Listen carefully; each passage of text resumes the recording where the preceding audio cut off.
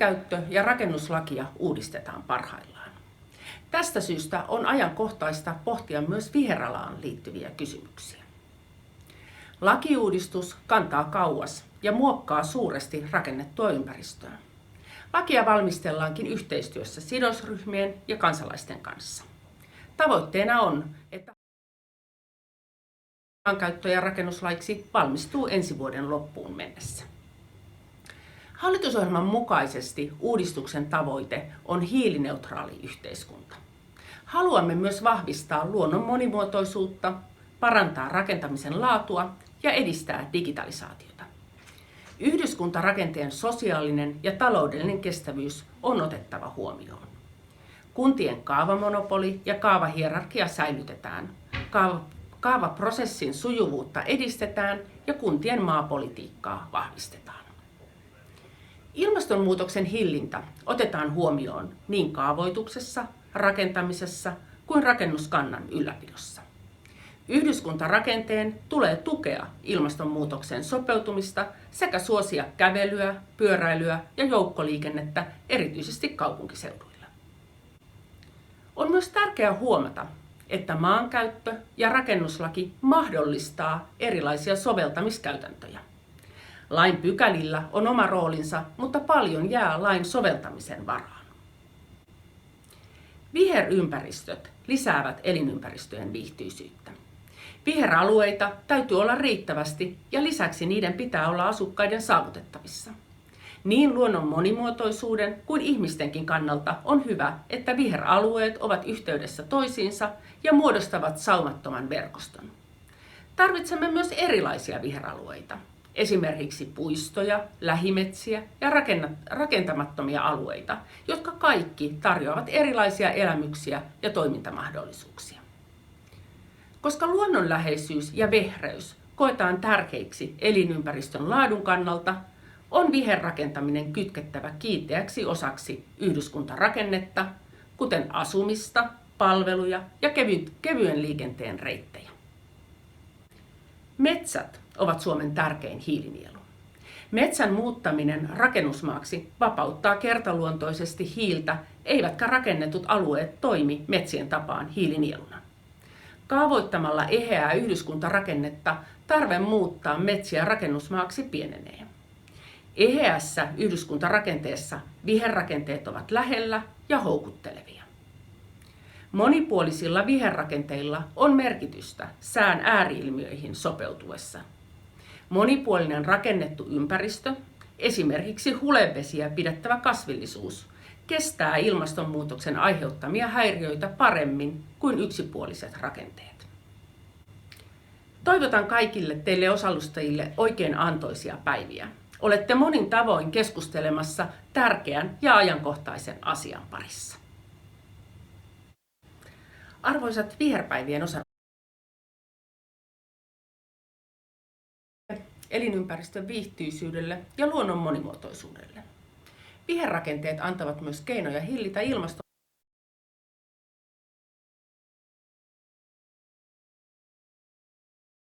Seuraavaksi sitten ympäristöministeriöstä erityisasiantuntija Suvi Anttila. Ole hyvä. Kestävät kaupungit. Kiitos.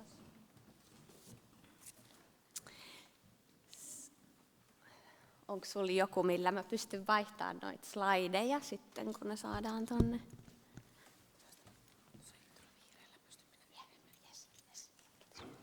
Hei, kiitoksia vaan kaikille tai teille kutsusta saada tulla tänne puhumaan ja tuomaan vähän ympäristöministeriön viestiä tälle salille ihmisiä. Eli mä oon Suvi Anttila ja oon tuolta rakennetun ympäristön osastolta ympäristöministeriöstä, mutta ollaan vähän isommalla porukalla koottu tätä puheenvuoroa, niin tämä tulee käsittelemään nyt sitten ehkä vähän laajemminkin tätä teemaa.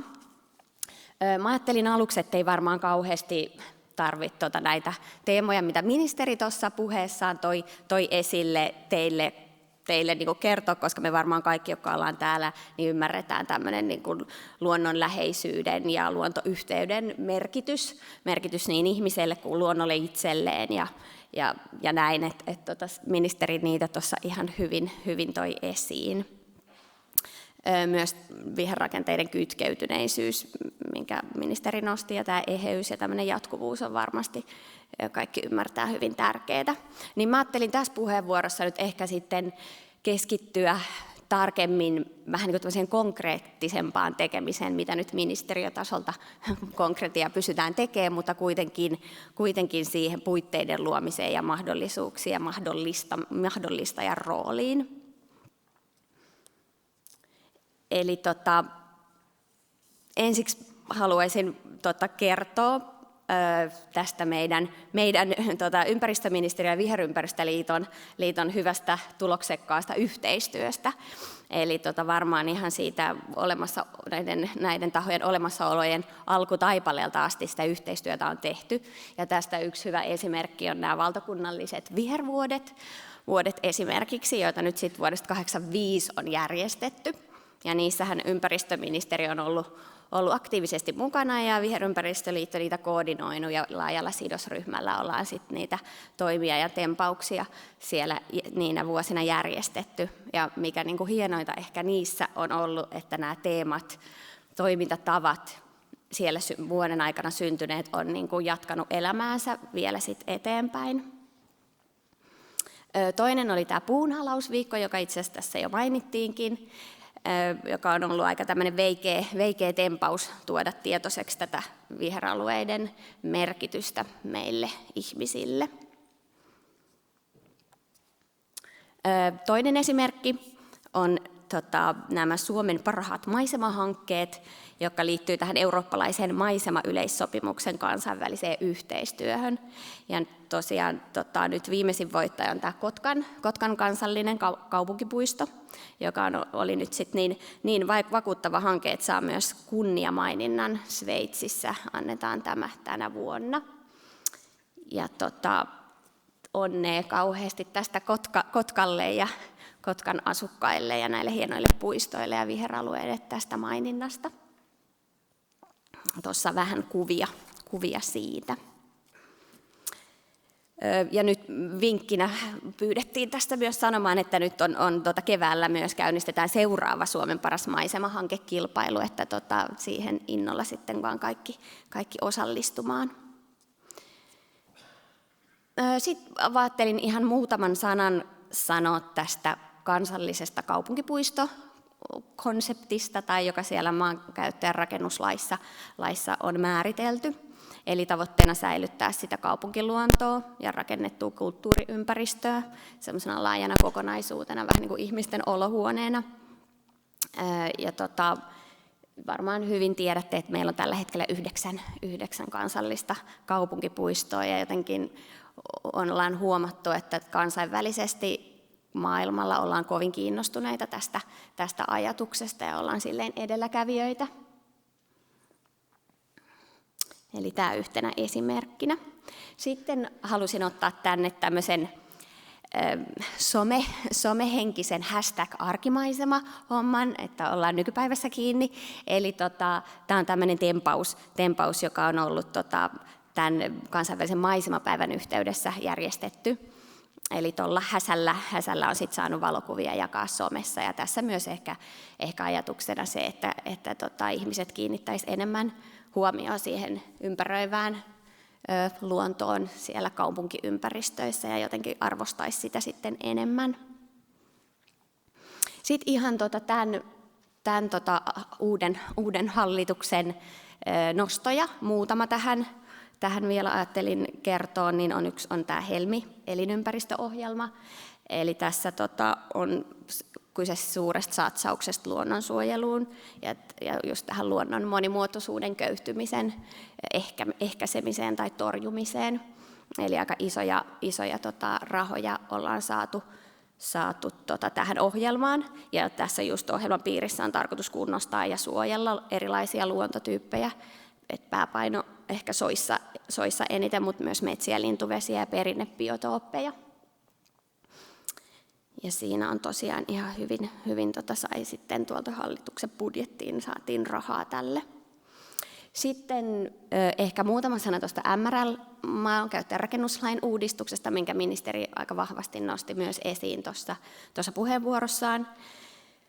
Ehkä siitä nyt tärkeimpänä se niin kuin tässä teemassa, että tämä luonnon monimuotoisuus, ilmastonmuutoksen hillintä ja siihen sopeutuminen on niin kuin sellaisena kantavina teemoina koko uudistuksessa mukana. Ja ehkä yksi detalji tai isokin juttu on nyt semmoinen, että maakuntakaavassa niin viherrakenteen osalta niin tämä oikeusvaikutteisuus kuitenkin tulee säilymään. Ja sitten meillä on tietysti niin nykyisessä MRL:ssä kuin sitten siinä uudessa tulevassa ensi vuoden lopulla siis valmistuvassa uudessa laissa niin myös nämä VATit eli valtakunnalliset alueiden käyttötavoitteet tärkeänä niin kuin osana, joiden tehtävänä on varmistaa niitä valtakunnallisesti merkittävien seikkojen huomioimista siellä kaavoituksessa. Sitten vielä ehkä tästä lainsäädäntöpuolesta, mikä on ministeriön ydintehtävää, niin myös luonnonsuojelulain kokonaisuudistus on nyt käynnistynyt. Se myös. Ja sitten itse asiassa kirjoitin tuonne vielä tuon pohjoismaisen yhteistyön, että ehkä siitä vielä huomionarvoisena, että myös täällä Pohjolassa on kaikissa maissa, niin ollaan näihin viherasioihin hyvin kiinnostuneita ja vihkyytyneitä. Ja esimerkiksi Pohjoismaisen neuvoston yksi vision niin kuin peruspilareita on nyt vihreä Pohjola teema tai tämmöinen lausahdus, mikä nyt hyvin kuvaa tätä vihreyden merkitystä esimerkiksi varsinkin sen ilmastonmuutoksen hillinnän ja sopeutumisen kannalta. Mutta tosiaan sielläkin niin kuin paljon liikettä kaikissa Pohjoismaissa ja myös siinä yhteistyössä, mitä tehdään Pohjoismaiden välillä. No sitten ehkä tähän, mikä ohjelmassakin oli ehkä se mulle annettu otsikko, niin enemmän tästä kestävästä kaupunkikehityksestä. Eli tämmöinen ohjelma, kestävä kaupunkiohjelma, on laitettu viime vuonna liikkeelle, eli vuoden verran ollaan ohjelmaa nyt viety eteenpäin. Ja tarkoitus on ohjelmalla on tukea just kaupunkien ja kuntien kestävyyden tai vauhdittaa sitä tai tukea sitä vastuullisuutta, niin kuin, että valtio tulee tukemaan jo kaupunkien ja kuntien hyvää tekemistä kestävän kehityksen eteen kaupungeissa. Että se on ehkä se ydin, että ehkä ohjelma voi niin kuin kysyä, että kuinka voimme olla avuksi ja tuoda sitten tukea kaupungeille. Ja tosiaan tämä yhteistekemisen niin kaupunkien ja kuntien välillä kuin sitten niin kuin kaupunkien ja kuntien ja valtion välillä niin kuin on tässä keskiössä kokemusten vaihto ja sen tyyppiset jutut. Taustasta ehkä sen verran, että kestävä kaupunkiohjelma on lähtenyt niin kuin liikkeelle tuolta Agenda 2030 tavoitteista, varsinkin siitä kaupunkeihin kohdistuvasta tavoitteesta 11 ja sitten myös YK:n kaupunkiohjelman, myös EU:n kaupunkiagendan, eli paljon mitä on liikkeellä kansainvälisesti, niin sieltä tämä niin kuin on lähtenyt ponnistamaan jo edellisellä hallituskaudella. Lähdettiin valmistelemaan tämmöistä kansallista ohjelmaa. Ja nykyisessä hallitusohjelmassa on myös maininta, että kestävä kaupunkiohjelma jatkaa valitsemallaan tiellä ja toteutamme ohjelmaa. Ohjelman tavoitteena on laaja-alainen kestävä kehitys, eli toisaalta tuossa toisessa pallurassa puhutaan aika konkreettisesta uusien ratkaisujen luomisesta, ja sitten toisaalta taas siitä kestävän kehityksen, kestävyyden johtamisen puolesta. Eli ehkä meidän näkemys on, että näitä kumpaakin tarvitaan, että konkreettisia toimia, jopa pieniä kokeiluja, pilotteja, joista sitten nämä luovat niin kuin isompaa kokonaisuutta ja vaikuttavuutta, mutta sitten myös tosiaan siellä niin kuin johtamisen ja ylemmän johdon tasolla, strategiatasolla, että kestävä kehitys siellä huomioidaan vahvasti. Tässä kuvassa on vähän yritetty esittää ehkä tämän niin kuin ohjelman näitä teemoja tai painopistealueita tai miten se nyt haluaa kuvata. Eli täällä on vähähiilistä kaupunkia, älykästä kaupunkia, sosiaalisesti kestävää ja terveellistä kaupunkia. Et ehkä niin kuin näiden ulottuvuuksien äärellä liikutaan, kun puhutaan kestävästä kehityksestä kaupungeissa. Tuossa on alla tuommoisia palluroilla merkitty monenmoista aihetta. Siellä lukee myös viheralueet ja virkistys, ekosysteemipalvelut, luontopohjaiset ratkaisut, eli ne on myös nostettu ihan tähän meidän niin kuin tämmöisen esittelylakanaan kyllä vahvasti esille. Nämä on vaan kuitenkin tämmöisiä esimerkkejä, mitä tuohon nyt vähän on noiden otsikoiden alle laitettu, että nämä pallurat tässä elää ja uusia voi tulla ja näin.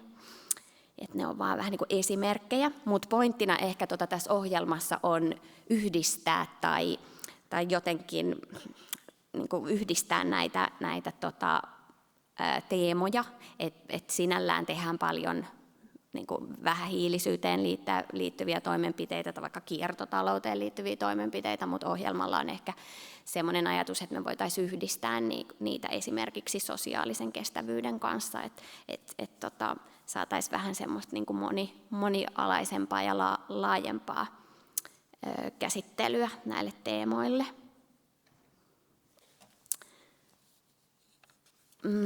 Tässä on sitten vielä tästä ohjelmasta ehkä taustasta vielä, tai miten tätä ollaan nyt toteuttamassa tai on toteutettu ja jatketaan toteuttamista. Tuolla ylhäällä lukee, että tämä on 5-vuotinen ohjelma ja eka vuosi tosiaan on nyt takana.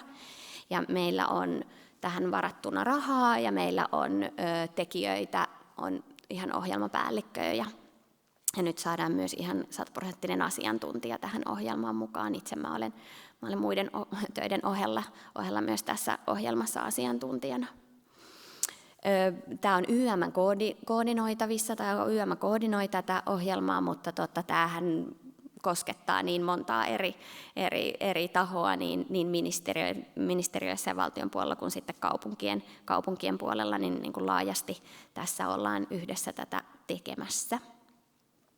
Ja tuossa keskellä on noin neljä palluraa kuvaamassa vähän niin kuin 4 osioa, josta ehkä voidaan ajatella, että tämä ohjelma koostuu. Ja mä ajattelin, että mä nyt vielä vähän tarkemmin kerron näistä 2 pallurasta, eli noista kokeiluista ja piloteista ja sitten tuosta haastekimpputyöstä. Eli meillä on myös siellä tuo kestävyyden johtaminen, josta puhuin, että saadaan tosiaan se sinne johtamiseen ja strategioihin se kestävä kehitys vahvasti näkemään ja tuomaan selkänojaa sitten niille konkreettisille toimenpiteille, niin siihen on erilaisia toimenpiteitä käynnissä. Ja sitten myös tämä hyvien käytäntöjen skaalaaminen, että pystytään jakamaan jo hyviä tehtyjä juttuja eteenpäin muille kunnille tai muille tahoille, niin se on yksi osio myös. Mutta jos mä menen ensin tuohon haastekimpputyöhön. Eli aika jännä sana tämä haastekimpputyö, mutta mä yritän selittää, mitä se me niin kuin ajatellaan, että se tarkoittaa. Eli me ollaan niin kuin yritetty poimia nyt semmoisia niin kuin monia kuntia askarruttavia tai haasteita tai ongelmatilanteita ja niitä niin kuin tuoda yhteisen pöydän ääreen ja keskustella niistä, että mitä ne on, ne haasteet, mistä ne johtuu ja miten me niitä voitaisiin ratkaista ja miten ohjelma tosiaan voisi olla avuksi niiden haasteiden ratkaisemisessa.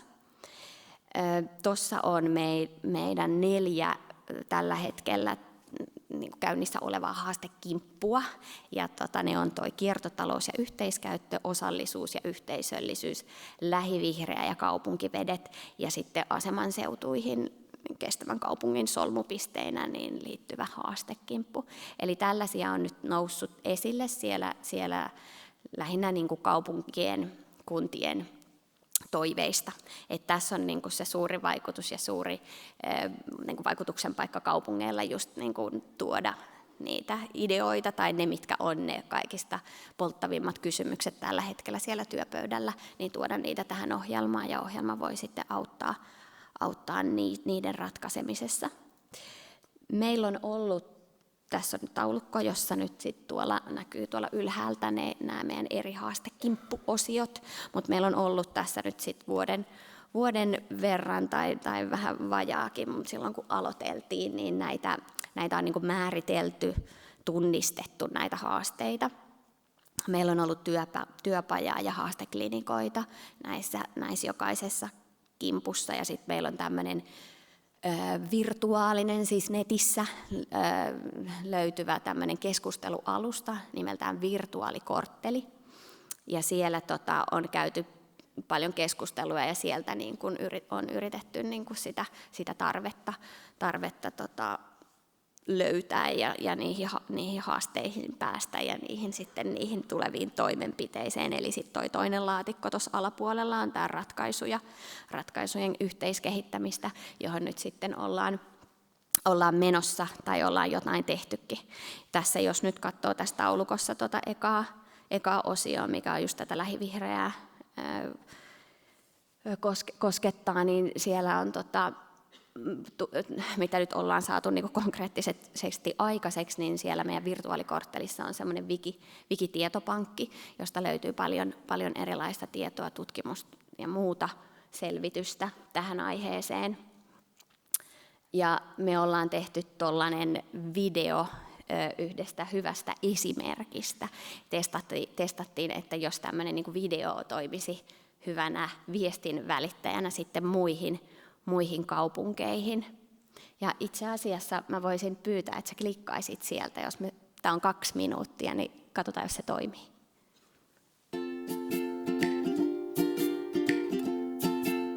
Luonnonläheisyys tuottaa paljon hyvää mielelle, keholle ja yhteisölle. Erityisesti lapsille lähiluonto on tärkeää, sillä lasten elinpiiri on usein pienempi kuin aikuisten. Suhde ympäristöön muotoutuu vielä ja elinympäristön terveysvaikutukset voivat kantaa pitkälle aikuisuuteen. Kouluviljelmällä pieni pala luontoa tuodaan aivan liki. Pieni viherkeidas pihalla tarjoaa luontokosketuksen jopa kaupungin keskustassa. Kun kasvimaan perustaminen ja hoito kytketään päiväkodin tai koulun arkeen ja opetukseen, tutuiksi tulevat erilaiset kasvit ja pieneliöt, yhteinen päätöksenteko ja terveellinen ruokavalio. Sormet mullassa ympäristökasvatus konkretisoituu. Tiedot ja taidot karttuvat ja monipuolisesta mikrobialtistuksesta hyötyy myös immuunijärjestelmä. Espoossa kouluviljelyn tukemiseen on löydetty kaupungin normaaliin toimintaan sopiva malli. Vuodesta 2017 lähtien espoolaiset päiväkodit ja koulut ovat voineet hyödyntää edullista lavakaulusten ja multasäkkien yhteistilausta, jolloin ne saavat tarvikkeet perille kuljetettuna kaupungin viherkunnossapidon yleisten viheralueiden huoltotöiden yhteydessä.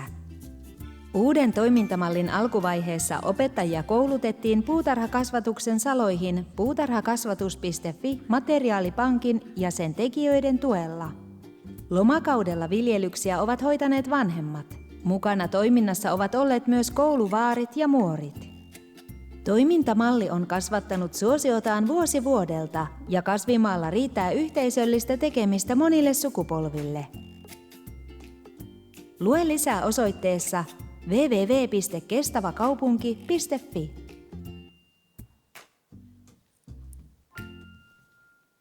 Jes, kiitoksia. Hienoa, se toimi tosi hyvin.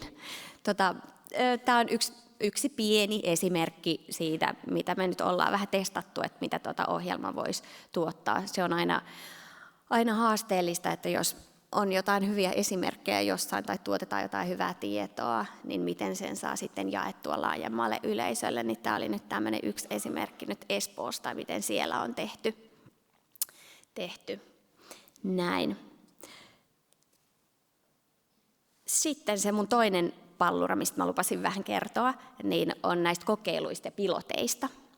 Eli ohjelma myös antaa rahoitusta, avustusrahoitusta kokeiluille ja piloteille, joissa siis haetaan vähän niin kuin ehkä uuden tyyppistä ratkaisua tai sitten laajennetaan jotain jo kokeiltua ratkaisua. Vähän semmoinen innovaatio-twistillä, niin kuin siinä se ajatus on. Ja tämä on niin kuin kuntien tekemiseen niin kuin sitoutuu tämä avustusraha ja kehittää niin kuin kuntien toimintaa pidemmälle ja luo asukkaille parempaa arkea ja elinympäristöä. Me ollaan nyt viime vuoden aikana käynnistetty nyt sit 19 kokeilua, jossa siis tosiaan Kestävä kaupunkiohjelma on ollut osarahoittajana ja noin 30 kuntaa ja sitten 40 muuta toimijaa on osallisena näissä kokeiluissa. Myös sitten, kun tämmöiseen kokeiluun kestävä kaupunkiohjelman kautta lähtee, niin saa myös sparraustukea ja tämmöistä vaikuttavuuspohdintaa ja verkostoitumista ja viestintätukea sitten ohjelmalta. Sitten mulla on tässä itse asiassa tämmöiset aika jättitaulukot näistä meidän kokeiluista tai kaupunkien kokeiluista, jossa me ohjelmana olemme tiiviisti mukana. Mä en ehkä näitä nyt rupea tässä käymään läpi, koska aikaa ei ole siihen, mutta täältä nämä löytyy. Tämä on se eka haku ja tässä on ne tokan haun sitten kokeilut, joita käynnistyi. Tässä toisessa haussa meillä oli vähän fokuksena sosiaalisen kestävyyden näkökulma, tietysti liitettynä näillä muilla kestävän kehityksen teemoilla, mutta se sosiaalinen kestävyys oli niin kuin siellä niin kuin keskiössä näissä kokeiluissa. Mä ihan muutaman ehdin vielä sanoa poiminnan noista kokeiluista. Nämä kokeilut itse tietysti olisi parempi näistä kertoa, enkä mä tunne kaikkia ihan yksityiskohtaisesti, mutta ihan muutama nosto, minkä tyyppisiä nämä kokeilut on ollut. Eli tässä on Salossa tämmöinen nuoret ilmasto- ja kestävän kehityksen työn kirittäjinä, eli tuotiin yhteen salolaisia kuntapäättäjiä ja sellaisia nuoria ja keskustelemaan varsinkin tästä ilmastokysymyksestä, mikä niin kuin kovin pinnalla on ollut nyt ja viime vuonna. Ja ehkä siitä, miten se päätöksentekoprosessi menee siellä kunnassa. Ehkä ajatuksena vähän aktivoida niitä nuoria ja tutustua siihen poliittiseen vaikuttamisen keinoihin, mutta sitten myöskin niin viedä sitä nuorten viestiä sinne kuntapäättäjien suuntaan. Ja tästä tuloksena on nyt sitten tämmöinen materiaalipaketti, mitä sitten hyödynnetään niin kuin opetuksessa pidemmällä sitten kursseilla. Tässä oli Varsinais-Suomen liittovalon ja tässä kokeilussa tekijänä. Sitten toinen vähän erilainen kokeilu on esimerkki tuolta Tampereelta, eli siellä on tämmöinen NÄS-MAAS-kokeilu, jossa koululaisia kuljetetaan tämmöisellä yhteiskyytipalvelulla harrastuksen ja koulun ja kodin välillä. Et vältytään siltä autorumpalta, kun vanhempien pitää kuljettaa lapsia harrastuksiin, niin tässä on niinku siihen niinku tehty tämmöistä kokeilua. Ja sitten vielä yksi esimerkki on Hämeenlinnassa tämmöinen Bike Lab-kokeilu, jossa työttömiä nuoria työllistettiin tämmöiseen pyöräpajatoimintaan. Ja sitten myös tarjottiin mahdollisuutta ammatilliseen kouluttautumiseen niin kuin tämmöisen pyöränhuolto-osaamisen alalla. Ja tässä myös pyörät ovat pyörineet eteenpäin niin, että myös tämä pyörämekaanikon koulutuksen nyt on siellä Tavastialla nyt varmaan tulossa sinne sitten vielä vähän vahvemmin, kun tällaista koulutusta Suomessa ei oikeastaan edes ole. Eli nämä vähän niin kuin esimerkkeinä, mutta sitten vielä sokerina pohjalle teille tiedoksi kaikille, että nyt meillä on käynnistymässä kokeiluhaku numero 3, jonka niin kuin fokus tulee olemaan nyt juuri tässä viherympäristöteemassa. Eli tämä kokeiluhaku, avustushaku tulee avautumaan tuossa helmimaaliskuulla ja meillä on siis kunnat ja kaupungit niin kuin fokuksessa, mutta myös muita toimijoita siihen linkitettynä tietysti voi mukana olla siinä kokeiluhommassa. Ja niitä tarkempia kriteereitä, hakukriteereitä ja rahoituksen suuruuksia sellaisia en pysty valitettavasti vielä kertomaan. Ne tulee sitten siinä helmimaaliskuun vaihteessa, kun tämä haku avautuu, että sieltä kannattaa mennä sitten, jos tämä kiinnostaa, niin niitä hakukriteereitä lukemaan tarkasti. Mutta siis pointtina, että se sopii tähän kestävä kaupunki-ohjelmaan, niin on tosiaan tämä kuntakaupunki-linkki, myös se, että tässä niin kuin kokeiluissa yritetään, vaikka ne fokusoituu johonkin yhteen teemaan, niin siihen yritetään saada myös sitä kestävyyttä laajemmin linkitettyä mukaan. Yhteistyö on aina plussaa, jos vaikka joku kaupunkirypäs tai kaupunkiseutu haluaa lähteä niin kuin yhdessä jotain kokeilemaan tai naapurikunnan kanssa tai näin. Ja sitten myös ajatuksena se, että sitä kokeilua pystytään monistaan skaalaan, laajentamaan niin kuin muihin kaupunkeihin ja kuntiin. Ja tietysti vaikuttavuutta näillä kaikilla kokeiluilla haetaan, vaikka ne välillä tuntuu, että ne voi olla aika pieniä juttuja, mutta niistä pienistä puroistahan se sitten lähtee. Eli tämmöinen vinkkinä kaikille kiinnostuneille, ja sitten mä vielä näytän meidän viestintäkanavat tai miten pääsee mukaan. Tervetuloa kaikille vaan mukaan yhteistyöhön. Tuossa on meidän nettisivujen osoite, josta sitten saa tunnukset sinne virtuaalikortteliin, jos haluaa sinne keskusteluihin osallistua tai käydä vähän vakoilemaan, mitä siellä tapahtuu ja mitä siellä puhutaan. Löydymme myös Twitteristä. Sieltä meidän nettisivulta voi tilata uutiskirjeen, niin pysyy kärryillä, mitä ohjelmassa tapahtuu. Ja sitten toi kalentereihin vuosiseminaari 17.3. ja sieltä nettisivulta sinnekin tulee sitten ilmoittautumislinkit. Eli tämmöiset mulla oli teille terveisinä tuotavina tuolta ympäristöministeriöstä. Mä kiitän koko ympäristöministeriön väen puolesta, että saatiin tulla tänne puhumaan ja antoisia päiviä teille kaikille. Kiitoksia.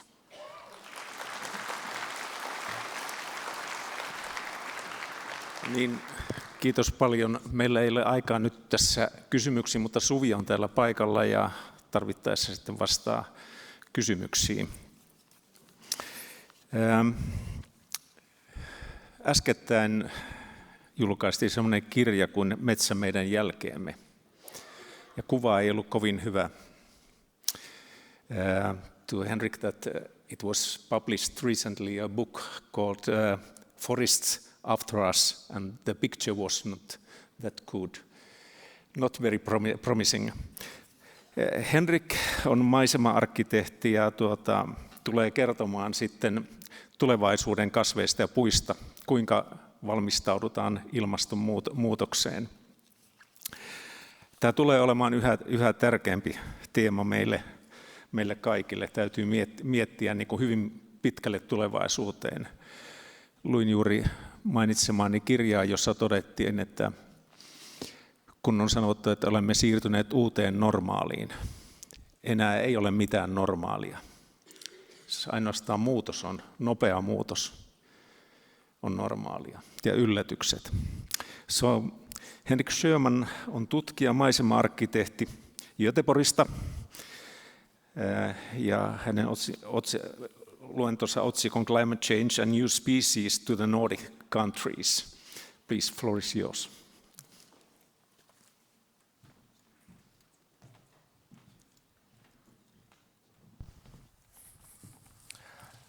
Okay, you hear me? All right, thank you very much for having me.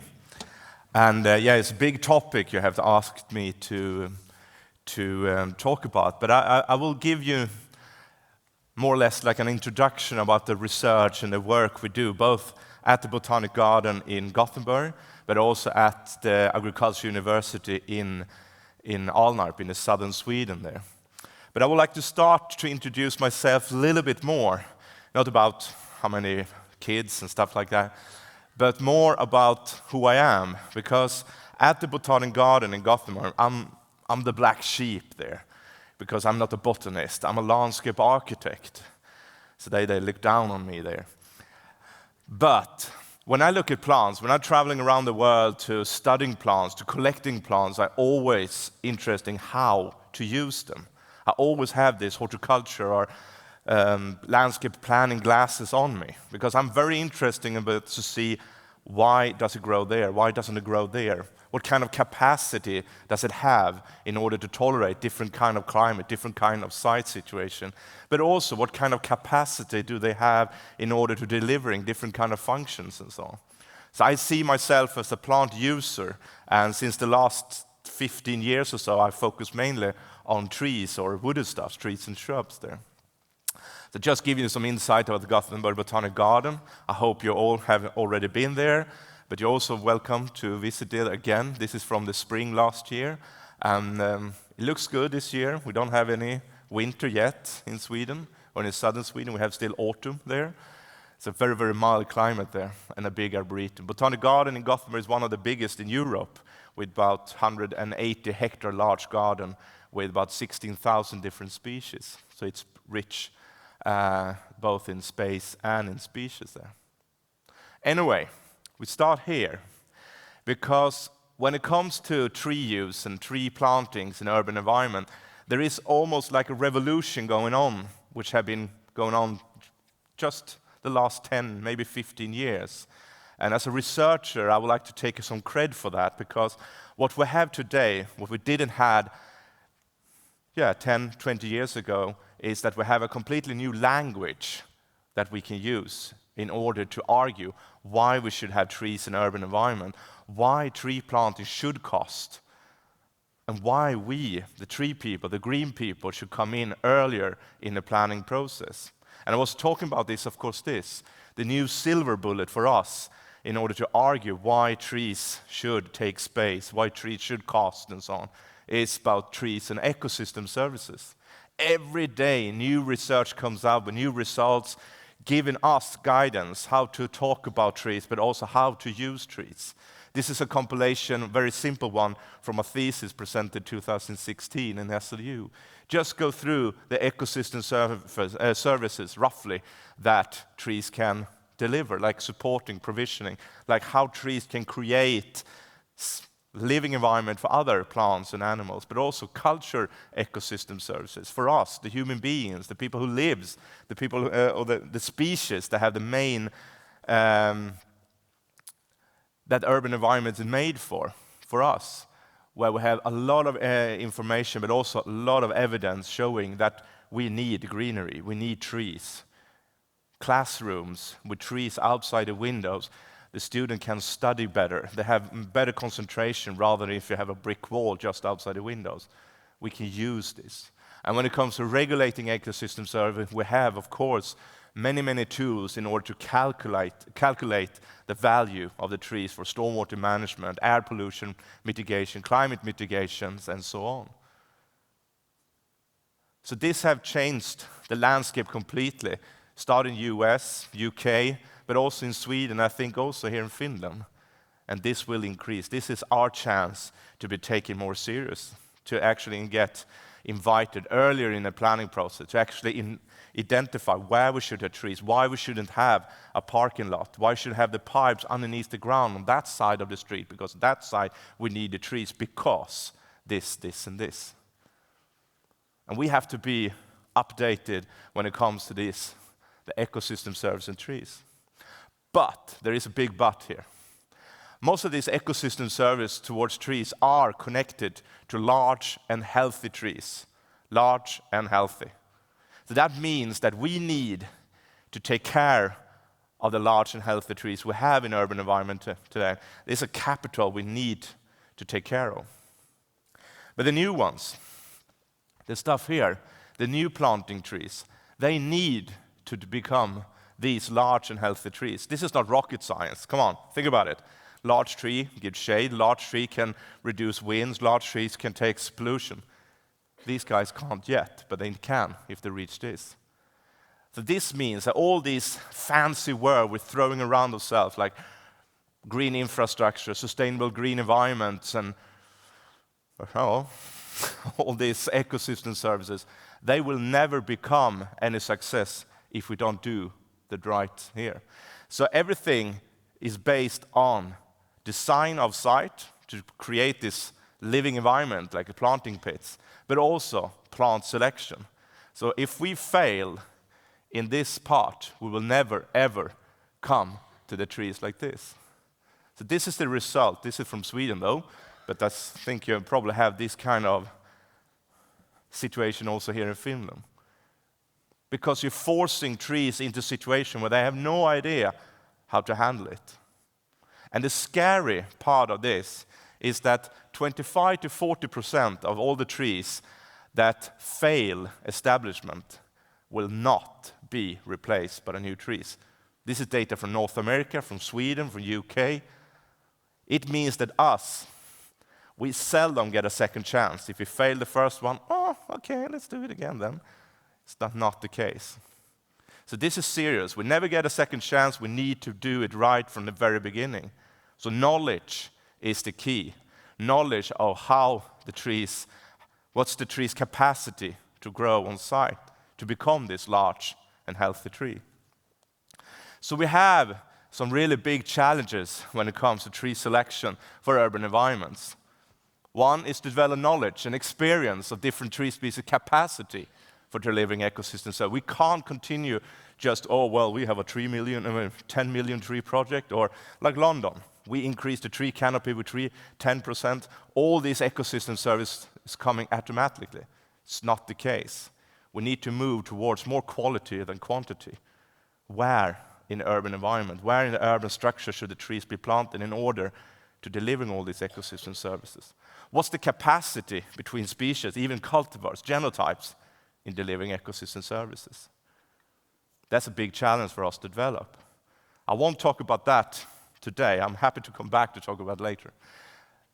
The other one is to develop knowledge and experience of different species capacity for different growing habitats. We need to know what's the limit, how much you can push a tree for a situation and still performing and becoming this large and healthy tree. But there is one more challenge, which is the toughest one, and that is develop knowledge of above-mentioned categories, but towards an untraditional plant materials. We need to move away from this well-known species that we are using over and over again. Because I know, as a landscape architect, you have your top 5 trees that you know, and using them over and over again, because you're familiar with them. It's nice. And if you call a nursery, they also have the top 5, because they look in the window and see, ooh, we have a lot of lime trees. So yeah, lime tree is the best. That's the best, and so on. And the result is this, that we have a limited diversity of trees in urban environment. I include some Helsinki stuff here. You can see in Helsinki, this is from tree inventories that the municipality of Helsinki have given us. This is from a study, we did it twice, and it's showing more or less the same thing. Just showing that in Helsinki, both in park environment and in public streets, 44% of all the trees belongs to lime trees. And in street environment in Oslo, Norway, 45% of the trees belongs to one lime tree. And this is not a Scandinavian thing that we have. This is the international stuff. Look at Pittsburgh, Beijing, China, Camden, which is a borough in London, Barcelona, Spain. You can see 3 to 4 species represent half of the tree population in the different cities. And also, this is not rocket science, it's pretty straightforward. If you look at the different site environment in urban environment, it is of course easy to find a great catalog of species that grows well in park environment. But when it comes to street environment or other paved environment, it's tougher to find trees that can cope with that site situation, which is much warmer, drier. Who will perform there?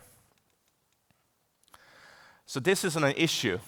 This is what we are facing now. It's not like, oh, in 10 years we need to change our attitude. This is now. We should do it yesterday already. So we need to start to explore the untraditional, the rare stuff, the stuff that we see in arboretum, botanic gardens. But we also need to see them out in the public greeneries. But how to gain that kind of confidence as a landscape architect or garden designer to take the step to start to use less traditional species? It is. You don't want to be famous for the person that planting the center of Helsinki of the trees that died after 2 years. You don't want to be that person. So what kind of guidance do you get? And the risk, of course, is this, guys. And you in Finland knows about this. This is the Asian longhorn beetles. Because if we have a too narrow diversity of species, of course, if these overused species get affected by a disease, or in this case, a pest, we can lose enormous amount of trees and also enormous amount of ecosystem service that goes with these trees.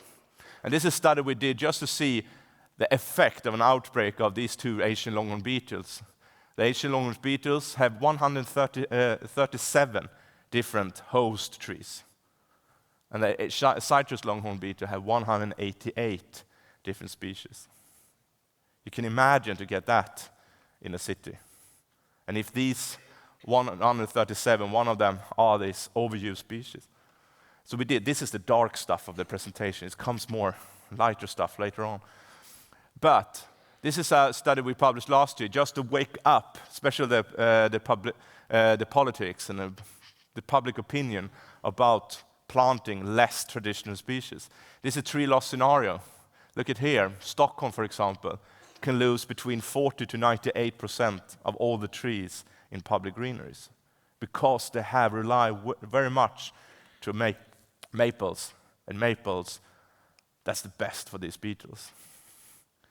And these kind of scenarios we do over and over again in order to just see how fragile our tree population is. And when we meeting new climates, all these diseases and pests, it's not if, it's just more when will it come.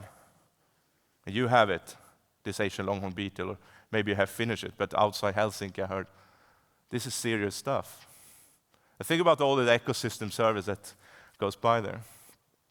So take this step in order to see what kind of advice can I, as a landscape architect or tree planners, get from literatures in order to take the step from the traditional plant materials towards the more untraditional. So we have done several reviews just to see what's the landscape of knowledge published today.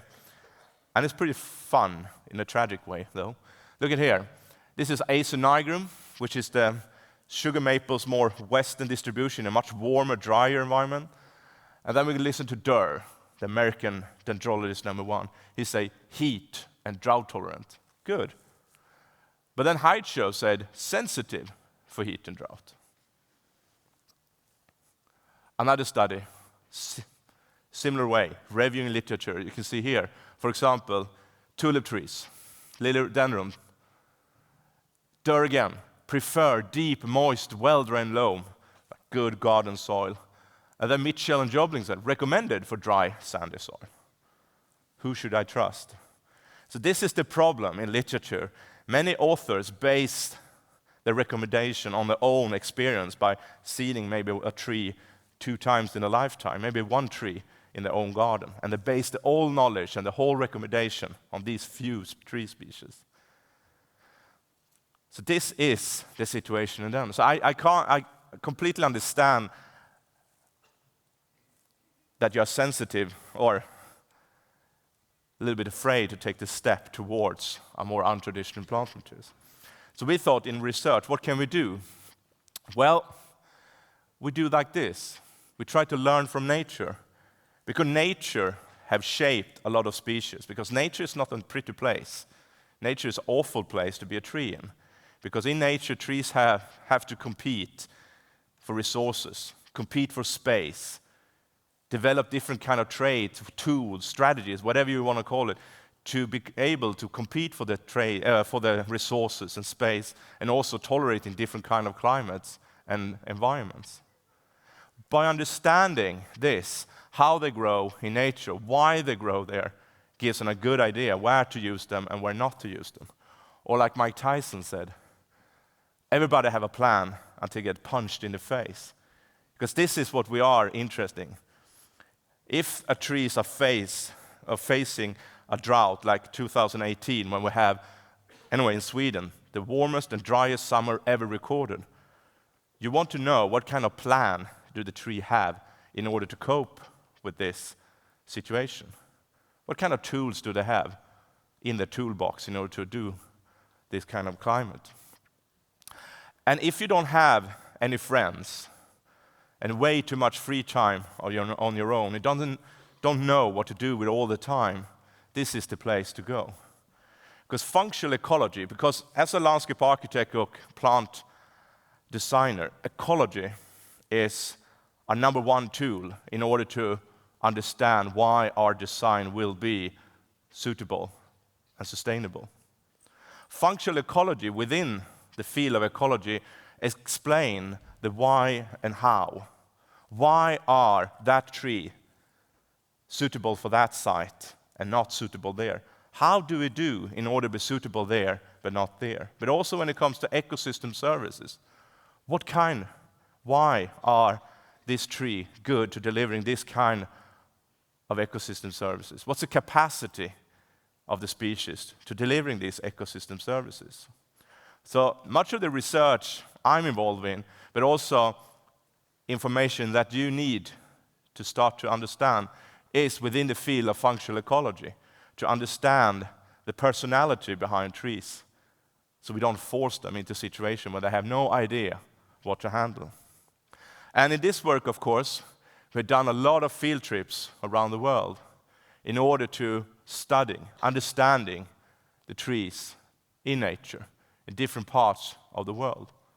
This is the last autumn, we were in Romania and Serbia to look at some of the trees, but also in China to look at not only trees, but also the community trees growing. I will give you an example where we start, how we start. And this is an example from the Caucasus, from Georgia and Caucasus, where we have worked together with the university and the Botanic garden in Tbilisi. But we also have done this in Romania, US, and in China. But this is where we start.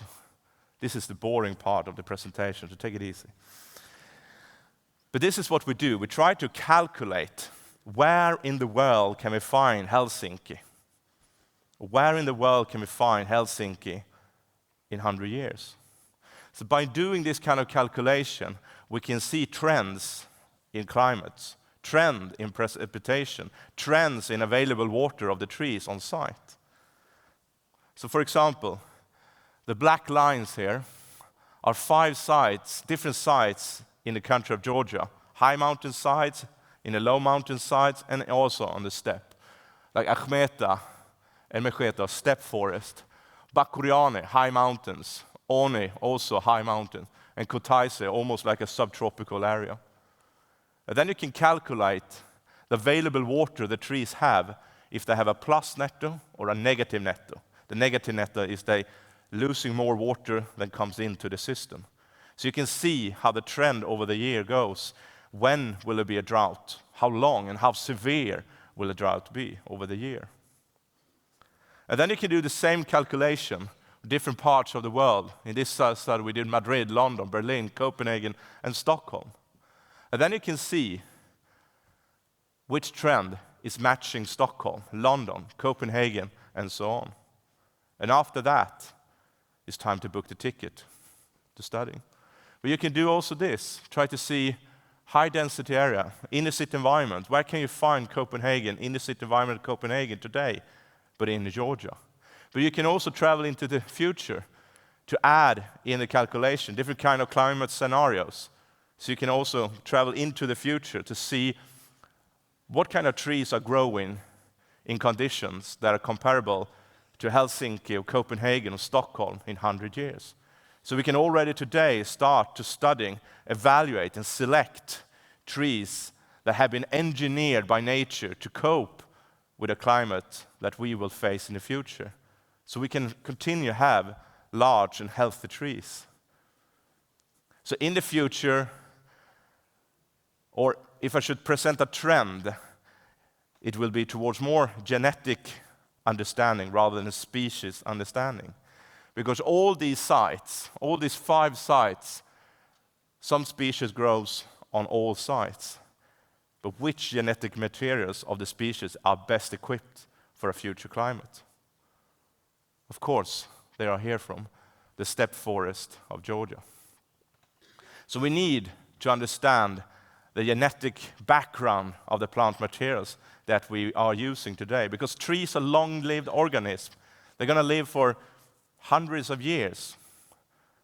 And we need to take in consideration the climate of tomorrow already today in order to prepare ourselves that we have a sustainable tree population even in 100, 150, 200 years. So this is the steppe forest where we probably find of trees of the future. Copinus orientalis, a small-leaved hornbeam, but also steppe forest of Selkova, carpinifolia.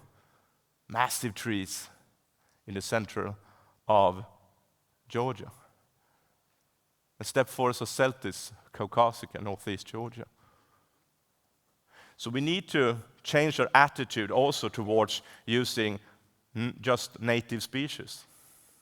Our cities are not representing, even today, the landscape we have outside our cities. And with climate change scenarios, the cities will differ even more. And these are the plants that have been, as I said before, engineered by nature to cope with that. So just deal with it. just get over this native-only issue. But that's not sustainable. All right, I just want to give you a story about working in this mountain. You see the mountains in background. This is Caucasus, the big Caucasus. Caucasus is a very brutal mountain chain. It goes from the flat land, boom, directly up to 3,000 meters. It's not a healthy mountains to walk in because it's just very steep mountains. Anyway, in the mountains here, this is the border to Chechnya and Dagestan. And when you work in Georgia, you hear all these rumors about different forests. And there should be a forest inside here on the border to Chechnya that is forbidden for people to visit, especially for foreigners. And that thing starts to make me wonder, why is it so secret? Is it there where the unicorn lives? Or what is it? So it took me 5 years of negotiation, humiliation, in order to get access to the forest here. So we went into the forest, and this is the river valleys we went up. There is no path and roads whatsoever, so you go in the middle of it. And you need to have guides with you. Because, as I said, there's no roads, no path, and it's very easy to get lost. And you don't want to get lost here, because 1 hour lost you are in Dagestan or Chechnya, place that you won't go to. But also you have to have armed guards with you, because the forests here are full of wolves and bears. And some gorges you have to pass is just very narrow. You can even touch the ridge on each side. And if you meet a bear there, it's like, if you go there, I go here. It's not that easy. But we didn't meet anything. And here is the forest. Can you see us? We are here. The ferns are so high, so we are inside the ferns. So we're walking inside a fern. So even if there was a bear over here, we couldn't see it, maybe smell it. But I don't know how a bear smells, so there you go. And then heading up 4 or 5 hours straight up, and then we saw these trees. Any idea of the species here? This is trees that are about 60 meters tall, about 3,500 years old. This is one of the few places in the world you can see Taxus baccata forest. What's the name of that in Finnish? Yeah, I didn't hear that, but all right, cool. So this is one of the few places. This is a very exclusive wood here, so that's why all the farmers want to fell these trees, because the woods are very valuable. So that's why this is a secret forest, to see this. Oh, come on, we do it again. You can see it. Ooh. All right, we do it again. Come on. Yeah, I knew it. I knew you had it. All right, so this is Caucasus then, just a few pictures of Caucasus. This is Pyrrhus caucasica. So this is the agricultural landscape in Caucasus, where you have like inland and outland, where you fence the meadow, you fence the field, and the rest of the landscape is for grazing, which gives a very interesting landscape. And also the trees that are accepted in the agricultural landscape are fruit-bearing trees like hazel, pears, cherries, and so on. It's a very beautiful landscape there. But of course, enormous amount of garden plants like Rhododendron luteum, the most hated shrubs in the whole Caucasus, because this is the shrubs that grows like Prunus spinosa here in Finland, takes over valuable grazing areas. And also Rhododendron caucasicum in the top of the mountains on the tree line. And when you do this kind of expedition, it's very, very important that you know who you invite to the expedition. This person was new, and he will never get invited again, because he was into rhododendron, breeding rhododendron, so he wanted to find a pink flowering Rhododendron caucasicum. But then you have to understand, this is how it grows. It's like enormous, so we just left him in the morning and picked it up in the evening, because we were pretty fed up with him. So I don't get any Christmas card from him yet, but he found a lot of it. But that's how it is. This is a tree that we should use more, especially in Finland. This is Acer veterai, which is a tree that is very winter hardy for us and very valuable. This tree looks not that good because this is almost at 3,500. It's a beautiful tree, green in leaf, very nice shape, but then the seeds are deep, deep red. So when the whole trees are full with seeds, the trees are green and red in the whole canopy, which is a quality that you never read in literatures, but should be written in literature because it's a fantastic trait. But also the feed layers here in Caucasus, the Hellebrus orientalis, Galanthus, of course. These flowers cost like 50 euro bulbs. So when you walk in there, like 50, 100, 150. So you know how expensive that walk have been. Cyclamen, of course, Scilla, Erythronium. And in the summer, you have these guys, a lot of Lilium. This is Monadelphum. This is Shovitianum. And this is very nice because it's 2.5 meters tall. So you don't have to bend over, you just go into the flower and like, and then you walk. So everybody have like a yellow powder in the face, all of us. It's nothing to be ashamed of, that's how it is. And also, Peonia, Macrophylla. So these garden plants grows in the wild in Caucasus. So that's what Caucasus have been a very interesting area for us to try to understand, to learn about how they grow in the wild, but also try to find which genetic materials have the biggest chance to become a good garden plant for us in the Nordic region. Because the genetic materials that are in UK will not be probably the plant material that are best for us. We need to go to the areas of the world to see from a Scandinavian perspective which genetic materials is best for us. So, the first question, do we have already collected and discovered the best genetic materials of the species? Not. Because we need to go into the wild and try to find the areas of the world which matching our areas of the world. Because much of the genetic materials that we have in cultivation today haven't been collected by us, been collected by Americans, English, Dutch. And they have, of course, focused on plants that are good for them, not for the Scandinavian region. So that's why the job that Mustela Arboretum here in Finland do are very, very important.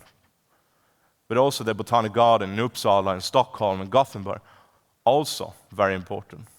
So the Botanic Garden and the botanic collection that we have in our countries are very important to evaluate the plant materials that is there, but also see, can we upgrade the plant materials, especially for a future climate.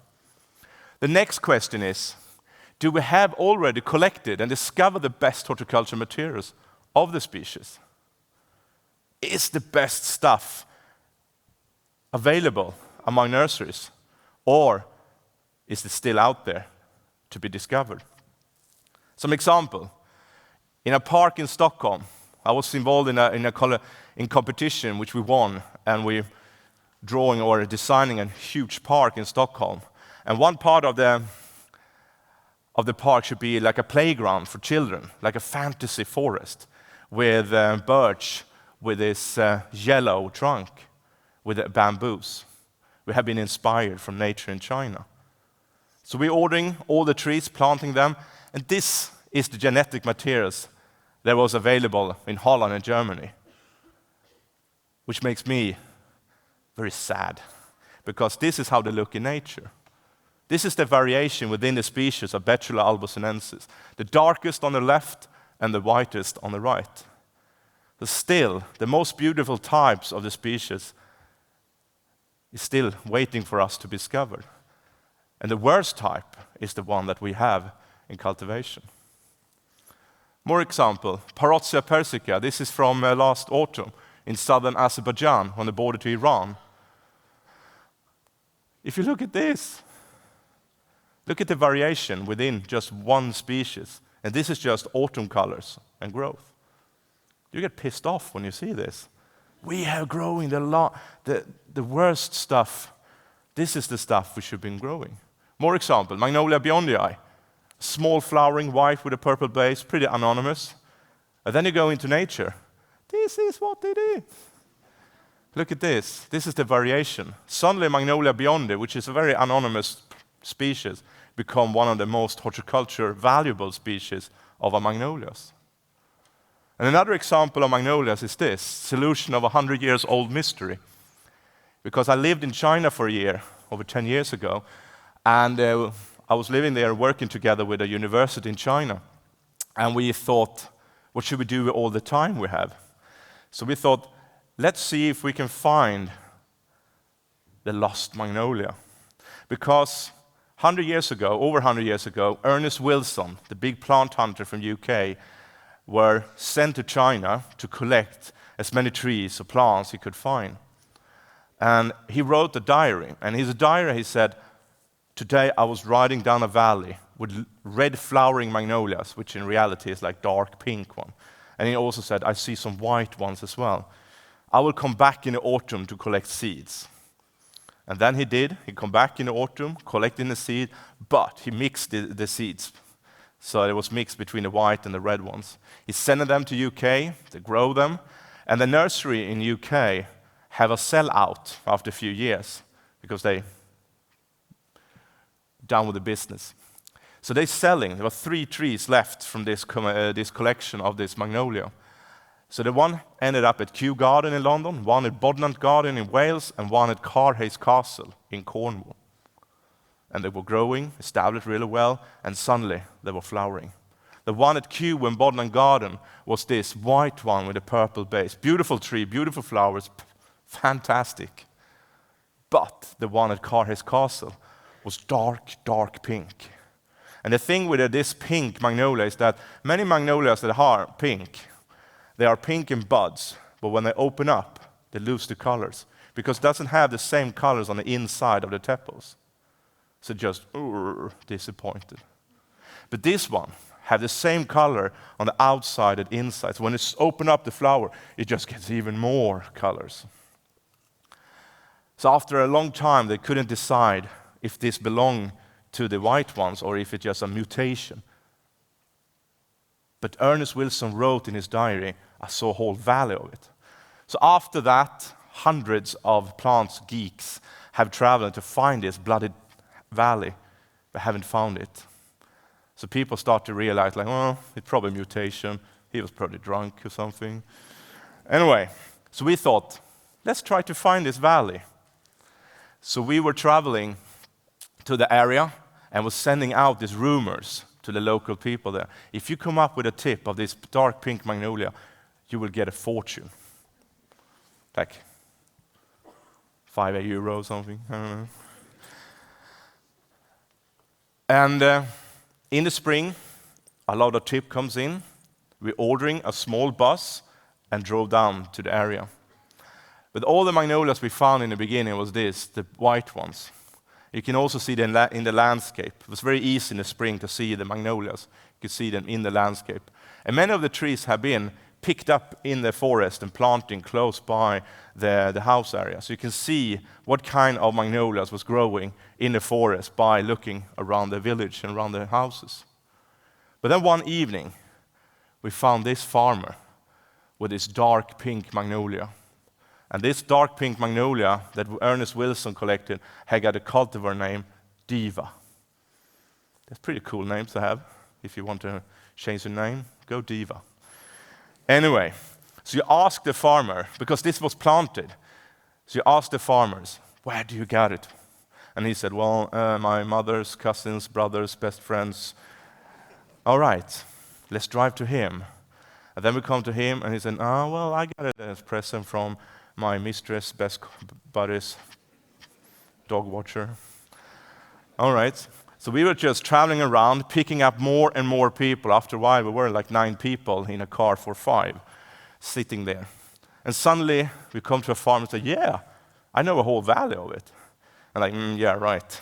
after a week driving around this. But we thought, all right, show us. And we went up these dirt roads, and in a good story, the car have to break down. So the car break down, and we thought, let's walk. So it was 2 Swedes walking, and then 10 meters behind was a group of Chinese. When we stopped, they stopped. It's really funny. And when we come over a ridge, looking down the valley, we saw this. All these pink dots. We found the valley that Ernest Wilson was found 100 years ago. And here you can see the magnolias with the dark pink inside of the tepals.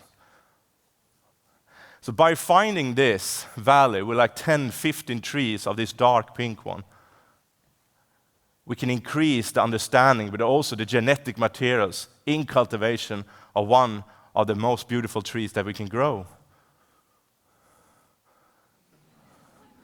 I have it on Tinder for a long time. And no one called me. I don't know why. Anyway, moving on. But we can also selecting trees not only for their beautiness, but also for the technical function. This is silver lime forest, Tilia tomentosa, in the northeast of Romania, in the steppe forest. And Tilia tomentosa is a very climate-smart tree because it has all the tools that is needed in order to cope with the warm and dry summers. For example, you can see a silver lime is green on a rainy, cloudy day, but it's silvery on a sunny, warm day. So what it do is just shifting the leaves, showing the underside of the leaves to the sky, and by doing that, it reflects away the sunlight, which leads to the leaf doesn't get overheated, so the tree doesn't have to lose a lot of water in order to cool down the leaves. It's a very smart strategy in order to cope with drought. But the problem is that most of the trees that we have in cultivation are based from seeds, and this is what you get, trees that look like, ugh. You can't use it, especially in street environment, where Tilia tomentosa could be used. And also even cultivar, this is from Birmingham, UK, these are cultivars will have more narrow growth, but still look at the architecture within the tree crown, the hierarchy of the branches, just terrible. So by trying to find a better genetic materials, we have been traveling around in Romania trying to find good elite trees, where we have collected branches and tried to introduce to the market. So when you do this kind of work in Romania, you have to be 4 persons. 1, collecting the branches. 3, chasing away the dogs, because there's a lot of dogs there. A lot of angry dogs.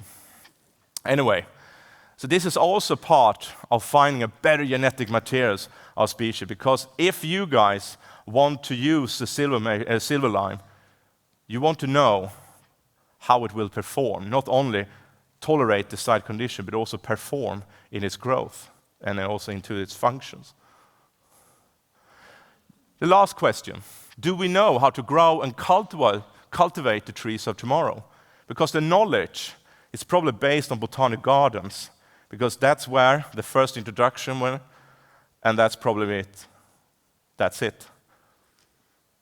So we don't know if we're going to introduce a new species into the market, we need also to sell it with guidance of what's the limitation, but also what's the potential of the species in different kind of site situation. This is an example from the Qingling Mountain, China, where we have done a lot of habitat studies in the mountains in order to try to understand the systems, the forest system the trees are growing in the wild, in order to understand where to use them and where not to use them. Same as in Caucasus, trying to find the places in the mountain which are comparable to urban environments. It can't be more paved than this in nature. This fieldwork, snakes. I hate snakes. But here, we try to understand the social community of the forest system. And this is a profile diagram we're using in order to communicate how the forest system and species composition looks like. For example, which trees are the divas, the trees that want to be exposed, want to be me, me, me. All the light is on me. But who are the more shy ones? For example, here's the oak one, wants to be early. to be exposed. He needs a lot of lights, need a lot of space. But then you have species like this. Species that don't want to be in a canopy, always want to grow inside a community, want to have a big social network to work with, to live with. Because what's happening when we take this species, forcing it in an exposed site, it will not perform well, probably die.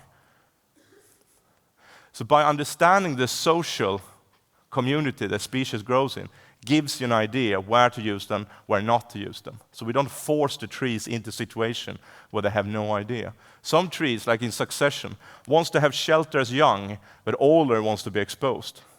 Where can we find that kind of environment in public greeneries? We need to understand the changes over time. What's the need when I'm young? What's the need when I'm older?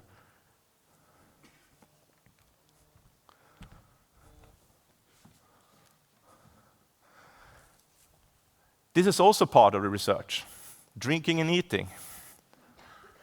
You have to eat or drink, otherwise you die. But this is part of the work as well, to interview the locals, the people who lives and works in the forest that we are studying, try to understanding the forest. If we don't ask the people that works and lives in the forest, we have no idea what we're looking at. Normally we try to have foresters or people that lives in the forest with us when we are visiting and studying this forest in order to ask them, when was the last forest fire? What kind of disturbance do you have in the forest? What kind of wild animals have you in order to grazing on the trees and shrubs and so on? All this information gives you an idea why does the forest look like it? And also gives an idea where to use the species, but also where not to use the species. So this is also part of the research we do, because when we're going to release a new or untraditional plant to the market, we need to release it with a lot of information, a lot of guidance, so we don't force them into a situation where they have no idea. So, all this theory in the beginning, then you come to the final work. It's not beautiful, but have to be done. Collecting the seeds. So you have to understand that collecting is the end of several years of studies, different kind of research, normally together with local universities and botanic gardens, in order to narrow it down. Which species are we looking for? Why are we looking for these guys? And which genetic materials have the biggest potential to become the future trees for us in the Nordic region? And this is the hotel room. This is in New York. Madison Square Garden is here.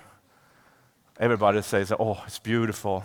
Imagine to be in New York for 3 days. Yeah, I was in a bathtub cleaning seeds for 3 days. Haven't seen New York yet. But I know the people who works at the hotel because, yeah, we messed up with the sewer system. They get stuck there with all the seeds, heads and so on. And you have to bribe a lot of people so they don't clean the room for you. You don't want to vacuum clean this room. It's like 2 weeks of work lying here. And you can imagine the smell in the room because some of the seeds have to rot a little bit before you can take away the seed heads and so on. So you have to be careful which kind of hotel room you're going to book the next time because you're not welcome the second time. So it's important to have like notes, not that one, not that one. Let's try that one. Okay, they talk to each other. Okay, we take that one. Anyway. And this is the research field. This is in the beginning. So in Alnarp we have about 4 hectares research field. At the Botanic Garden we have like 50 hectares of arboretum where we allow ourselves to plant not only one, which is the normal way to do.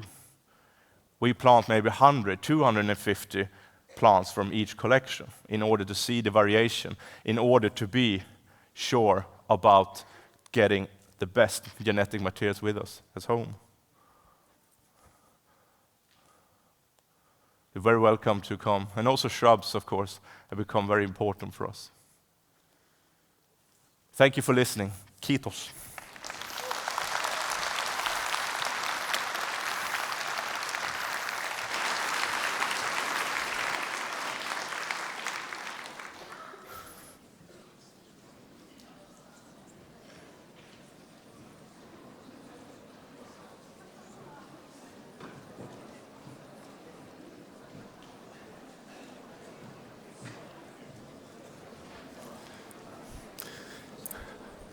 The Adventures of Landscape Architect Henrik Sjöman. Thank you very much. We don't have time for questions, and we shall continue by Nigel. Nigel, the next speaker is Professor Nigel Dunnett. We wanted to have him even earlier, and we are lucky to have him now.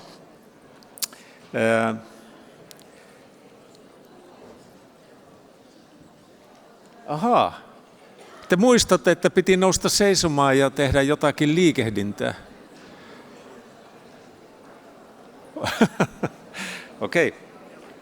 Actual challenge is dynamic design, some park examples. Sitten dynaamisesta kasvisuunnittelusta, alueiden suunnittelusta. Outi Tahvonen piti meille, oliko se nyt viime vuonna, mutta nyt kuulemme itse professori Nigel Dunnett. Please, Nigel, the floor is yours. I asked them to make some moves to be awake. Is this, yeah?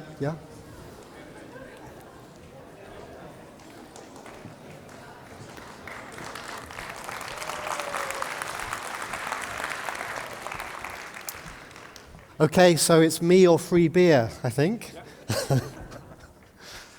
So I'm going to talk about some urban projects, but first I want to give some explanation about the ideas, the kind of philosophy behind what we do.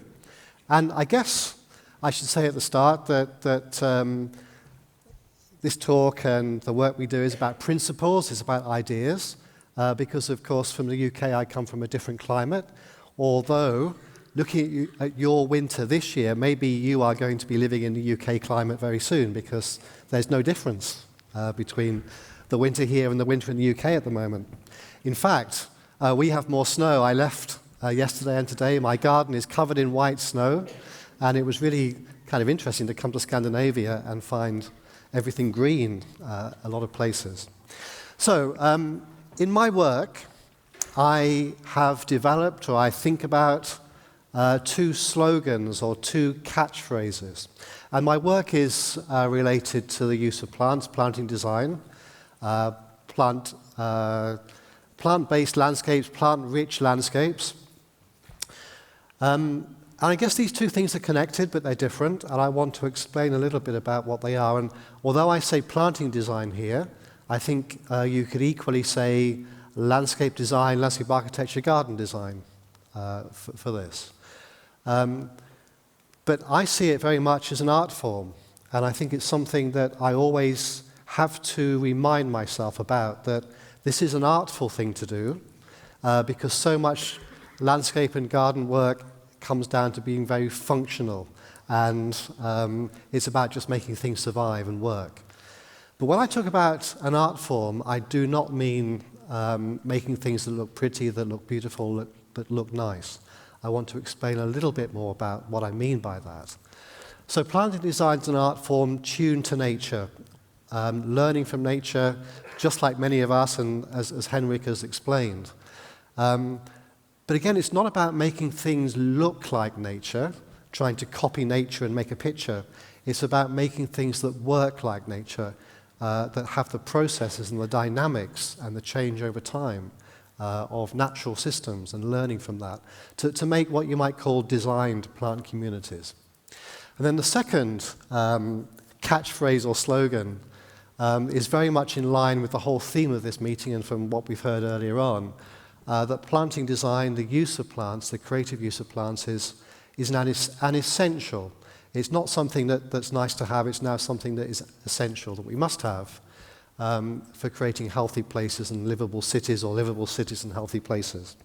So I don't need to go into the background of that, because although I feel I've been battling with this for 20 years to get this message to the forefront, now it is at the very front.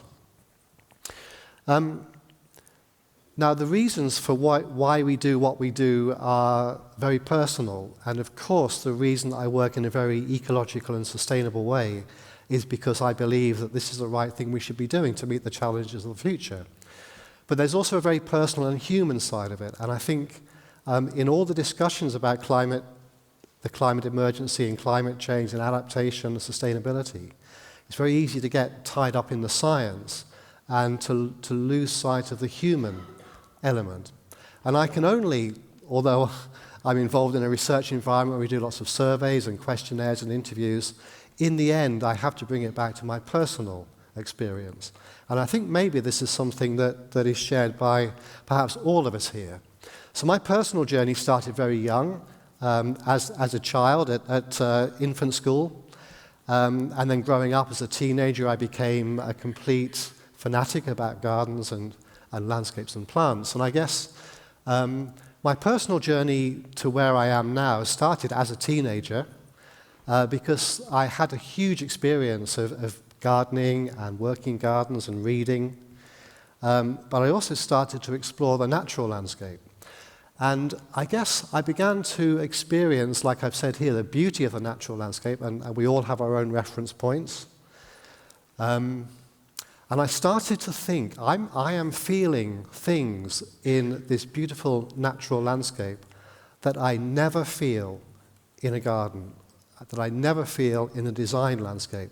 However famous that landscape is, however well known, however many people visit it, I started to feel things very different in a natural landscape when I was surrounded by beautiful and uplifting nature. And I can only describe those feelings of being in the middle of a forest or a woodland with all the spring flowers, or a meadow sparkling with wildflowers. I can only describe that experience as uplifting, as joyful, as hugely positive. And I guess without any sort of religious meaning, a very spiritual feeling of being part of something much bigger than just myself. Now, we all say, I think, that we're inspired by nature, and that's a meaningless phrase.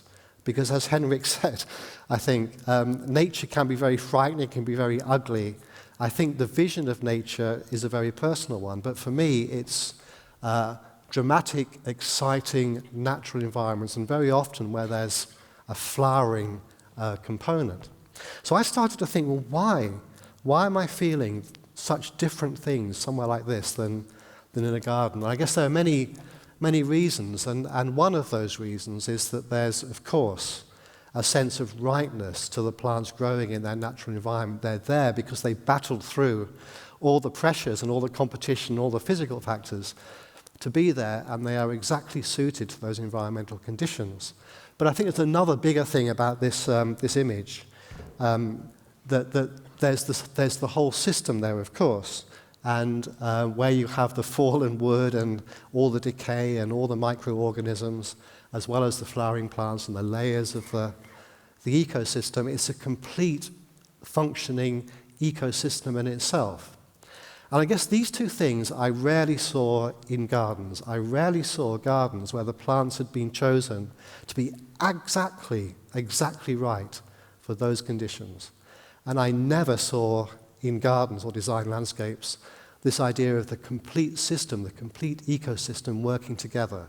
It was a completely unnatural system that I found.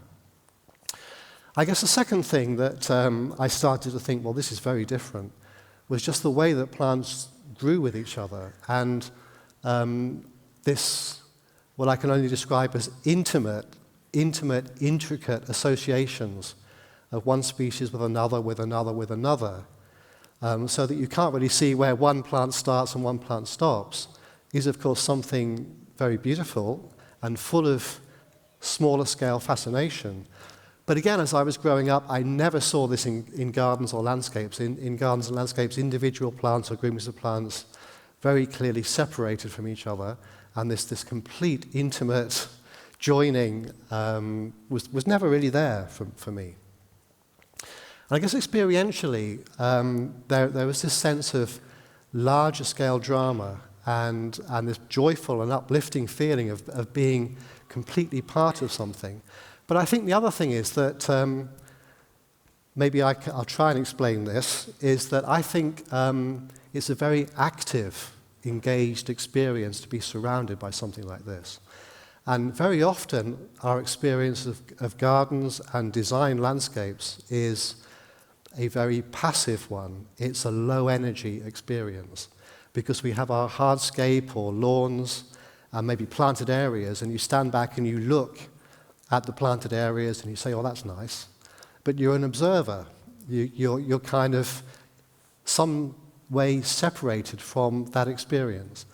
Whereas when you're in the middle of something like this, you're not just an observer, you're an actor, you're a participant, and you become part of it. And it's not just what you see, it's what you smell, it's what else is all flying around you.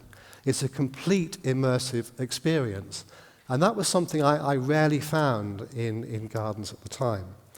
So I guess a lot of what I try and do in my own work is to bring all of these things together that I get from that experience of nature and bring it into the design landscape. Now, I was very, very lucky. And I should say that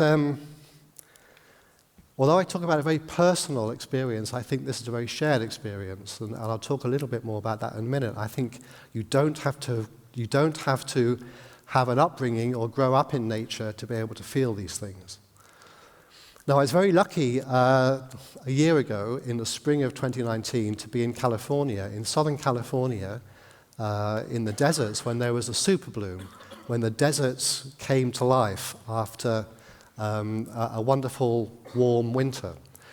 And these super blooms, you cannot plan to go there because they sometimes happen, they sometimes don't. You need a warm winter and then late winter rains to germinate all the seeds. These are, you can see in the background, they're mostly annuals. Desert annuals. And so I was there, and it wasn't just a super bloom, it was a mega bloom. It was incredible. It was like something that hadn't been seen for 50 years, and whole mountain ranges changing color. And you could see from 50, 100 kilometers away on the horizon, orange mountains with all the Californian poppies. You can see maybe the scale with this pylon in here. And I think this is another big lesson about the experience of natural landscapes, which are dramatic, is that you have the big scale experience, but as you get closer and closer, that experience changes, and the experience is different as you go down through the scales. So what appears to be, at this big scale, kind of quite monotonous sheets of orange, as you start to get closer and closer in, it becomes a little bit more varied, and there's a matrix of, these are the green, the darker green, and the grey are shrubby plants, and then the perennials, or the annuals, are coming up in between. And so there's a much more detailed mosaic at this kind of medium scale. And then when you get really down to the very small scale, the human scale, such as here, you start to see that there's like a jewel box of again, intermingled and closely associated plants.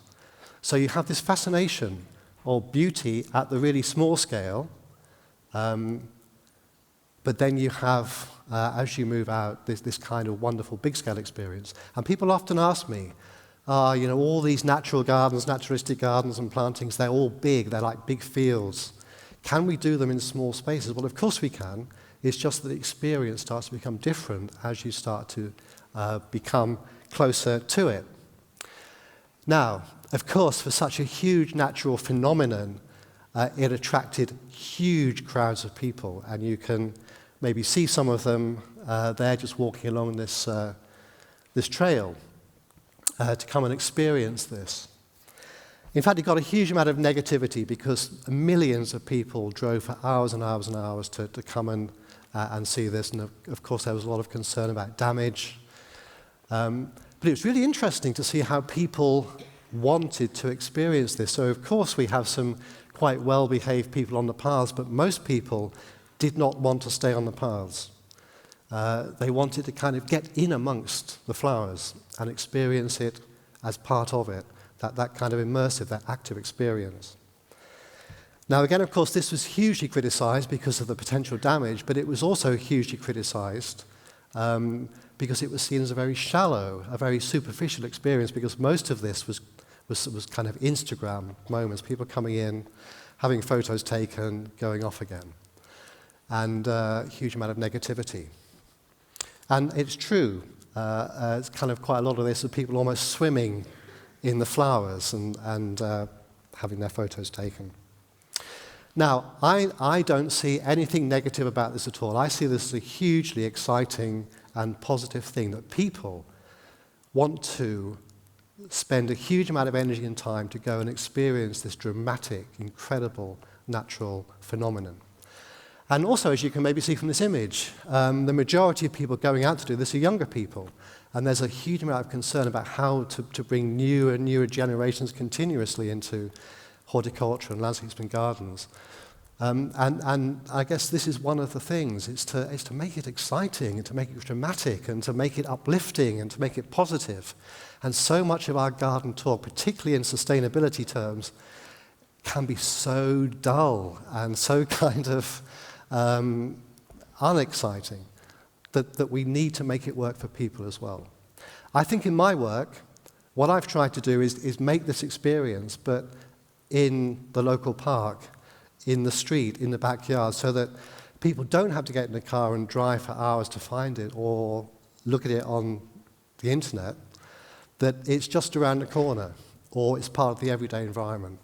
And I guess that's my question. Why can't we make our urban environments, our design landscapes, so amazing that they generate these sorts of feelings in people?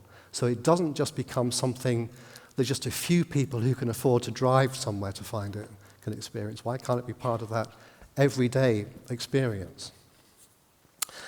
So some of my work, I guess, is about making super blooms in design landscapes. And many of these images here, which is a seeded meadow, might have some of those North American desert annuals in it. These are kind of quick, temporary, ephemeral landscapes. And I guess just picking up on what Henrik said here, these are hybrid designed meadows, urban meadows. There's no kind of rigidity that it must be native plant species of that particular region or something that which you find growing within 20 kilometers of the site or locally collected seed. In fact, I won't go into that, but all of these ecological rules are incredibly damaging now. And the idea that you must use native species of that particular region, ideally collected from material within that region.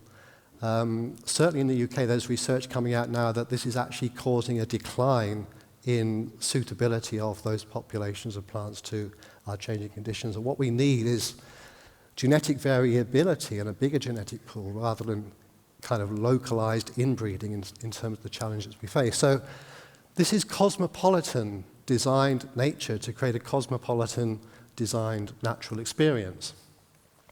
So I try and recreate in a garden and landscape that same kind of deep, positive and uplifting experience that I had as a child. And I think these are childlike feelings that we have in these natural environments. It's not just for children, it's for adults. And the potential is there to release maybe feelings and emotions which are deeply buried in many people through all the layers of adulthood. And to be in these incredible places, which we can make, I think almost like unlocks or pulls out, or not just pulls out, rips out these buried emotions that we all have. It's in us. It's kind of part of our evolution. It doesn't have to be about color, of course. It can be about almost an overwhelming experience, which can be just green. But a lot of it is about repetition. It's about simplicity of thought and design and repeating elements again and again. This is the Barbican in London, and at this particular time, this grass here, Sesleria nitida, for example, is kind of repeated throughout, and that starts to build up a sense of drama again and scale, even though there's no real color in that landscape. So I guess the idea of increasing the visual drama for designed and for urban places is a sort of enhancing nature idea. And this is a kind of a difficult thing to say in a way, isn't it? Enhancing nature, going beyond nature. When we say enhancing nature, it kind of implies we can do better, we can make better things than nature. I believe we can. Again, the idea of inspired by nature, we must copy nature, great. But why can't we go beyond nature? Why can't we make incredible things which have that natural quality, but which have maybe enhanced visual elements? And this really is, as I said, for designed and urban environments. It's not really for the rural countryside landscape as well. But the idea of enhancing nature, or enhanced nature, is kind of about making dramatic, memorable, and engaging experiences for people. So we have the sustainability side, delivering those ecosystem services and all the things we've heard about.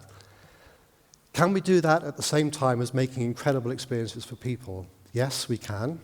And maybe because we're being sustainable, we can deliver those experiences for people in a better way. And this idea of working this way can be done with all types of planting. So I showed some kind of easy examples with seeded annuals, which are temporary. This is another example with perennials. It's not a seeded, it's a planted perennial garden at Trentham Gardens in the north of England. This is 5 years old after planting.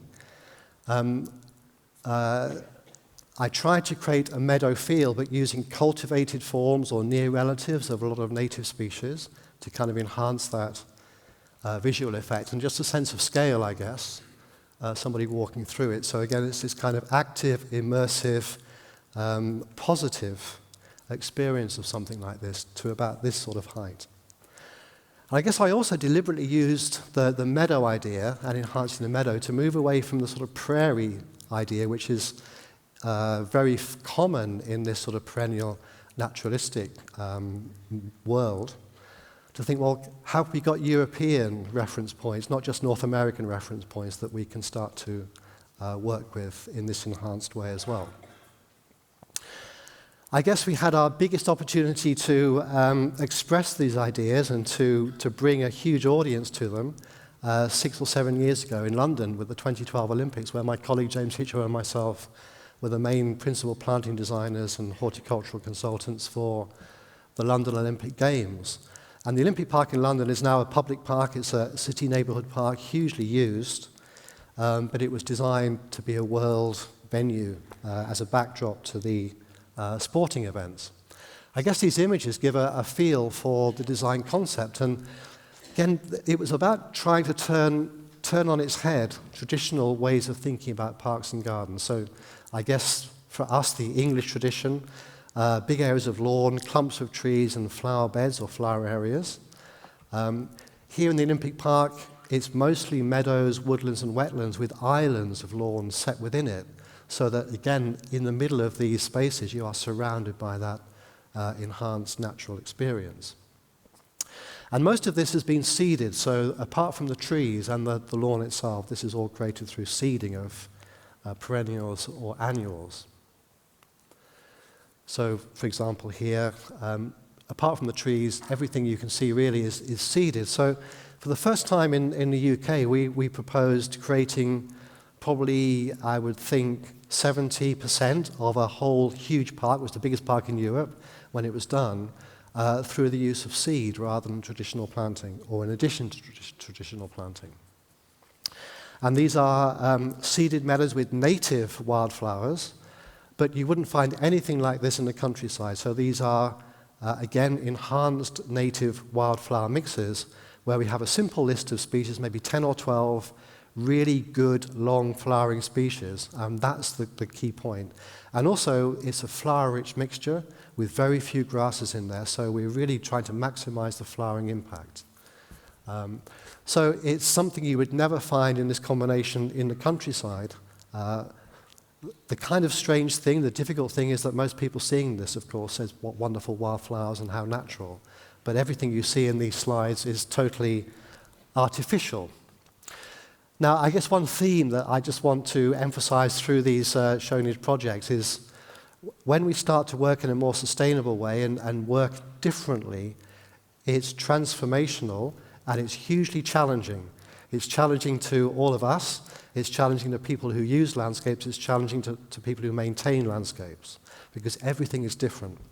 So here, this is me doing a training session with the landscape contractors for the Olympic Park, showing them how to make a wildflower meadow from seed. And the seed is in this bucket here, and I'm just showing them how they're going to create this park from buckets. And these guys, they're normally driving big machines and doing kind of manly things. And I'm saying you very delicately spread the seed. And you can see, I think, on their faces, they are not happy at all. No one is happy at the thought of having to do this. And they were very cynical. They said, well, this isn't going to work. How can you do this? But interestingly, as soon as they saw that it was starting to work, the seeds germinating and things starting to be green, the landscape contractors became really an essential part of the design team. And I think that's another thing for me as a designer to say, and a researcher, that I have learned as much from working alongside gardeners and contractors about how to make these things work. I've learned as much or more doing things for real than any amount of small-scale experimentation in research plots. And I think this combination is really how I've tried to work. Starting things off in a research basis, but as soon as possible to get them out there, working with real landscapes and real situations. So, of course, when we're making places from seed, then this is how they look when we begin. And this is one of the main entrances into the Olympic Park in the spring of 2012. And the Olympic Games opened in the summer of 2012, and huge areas with just soil showing. And the park managers had a crisis of confidence because they said, how can you make a park like this? So I do know that they bought several turf or sod farms so that they could, if the whole thing failed, just replace all of this with lawn, because they just did not believe. And James and myself, until the very opening day, we said, yes, it's going to work. But we did have our fingers crossed all the time, because it is often quite experimental to be doing these different things. But this is an annual seeded mix, and this is how it looked. This is in April, and this is the same in August. So we have these very, very dramatic and rapid effects. Now, obviously, you can't keep doing this year after year, but we often use annuals as a way of capturing a huge amount of excitement from people about changes that are happening on a site. And then we go more to perennials and more permanent. I guess I just show this quickly because in my experience, the interaction of people with this type of dramatic, natural experience is unlike any other sort of interaction that people have with gardens or design landscapes. It's on a different scale, it's in a different league of interaction, and it's just like those images I show from California where people don't want just to look at it, they want to become part of it. And this is actually before Instagram, really, so you can't blame that on Instagram. It's in 2012. There's a guy in there having his photo taken. There's a girl in there. And after just a few days, when the games opened, we had to carve out and make spaces within these meadows that people could go into to have their photos taken from the edges, so it looked like they were in the middle of it. And again, as I said, I've never experienced anything with so much excitement and so much energy that people have with this sort of experience. So I work in this artful, I would say, naturalistic style because I believe it speaks deeply to us about our connection to the natural world. And when I say artful, that's what I mean. It's not about making beautiful things or pretty things. It's about doing something that reaches inside people and touches that deep emotional connection we have to the natural world. And that's the power that we have. As landscape people, as landscape professionals, we have the power to change people's lives, really, change the way people feel. And that is such an incredible thing.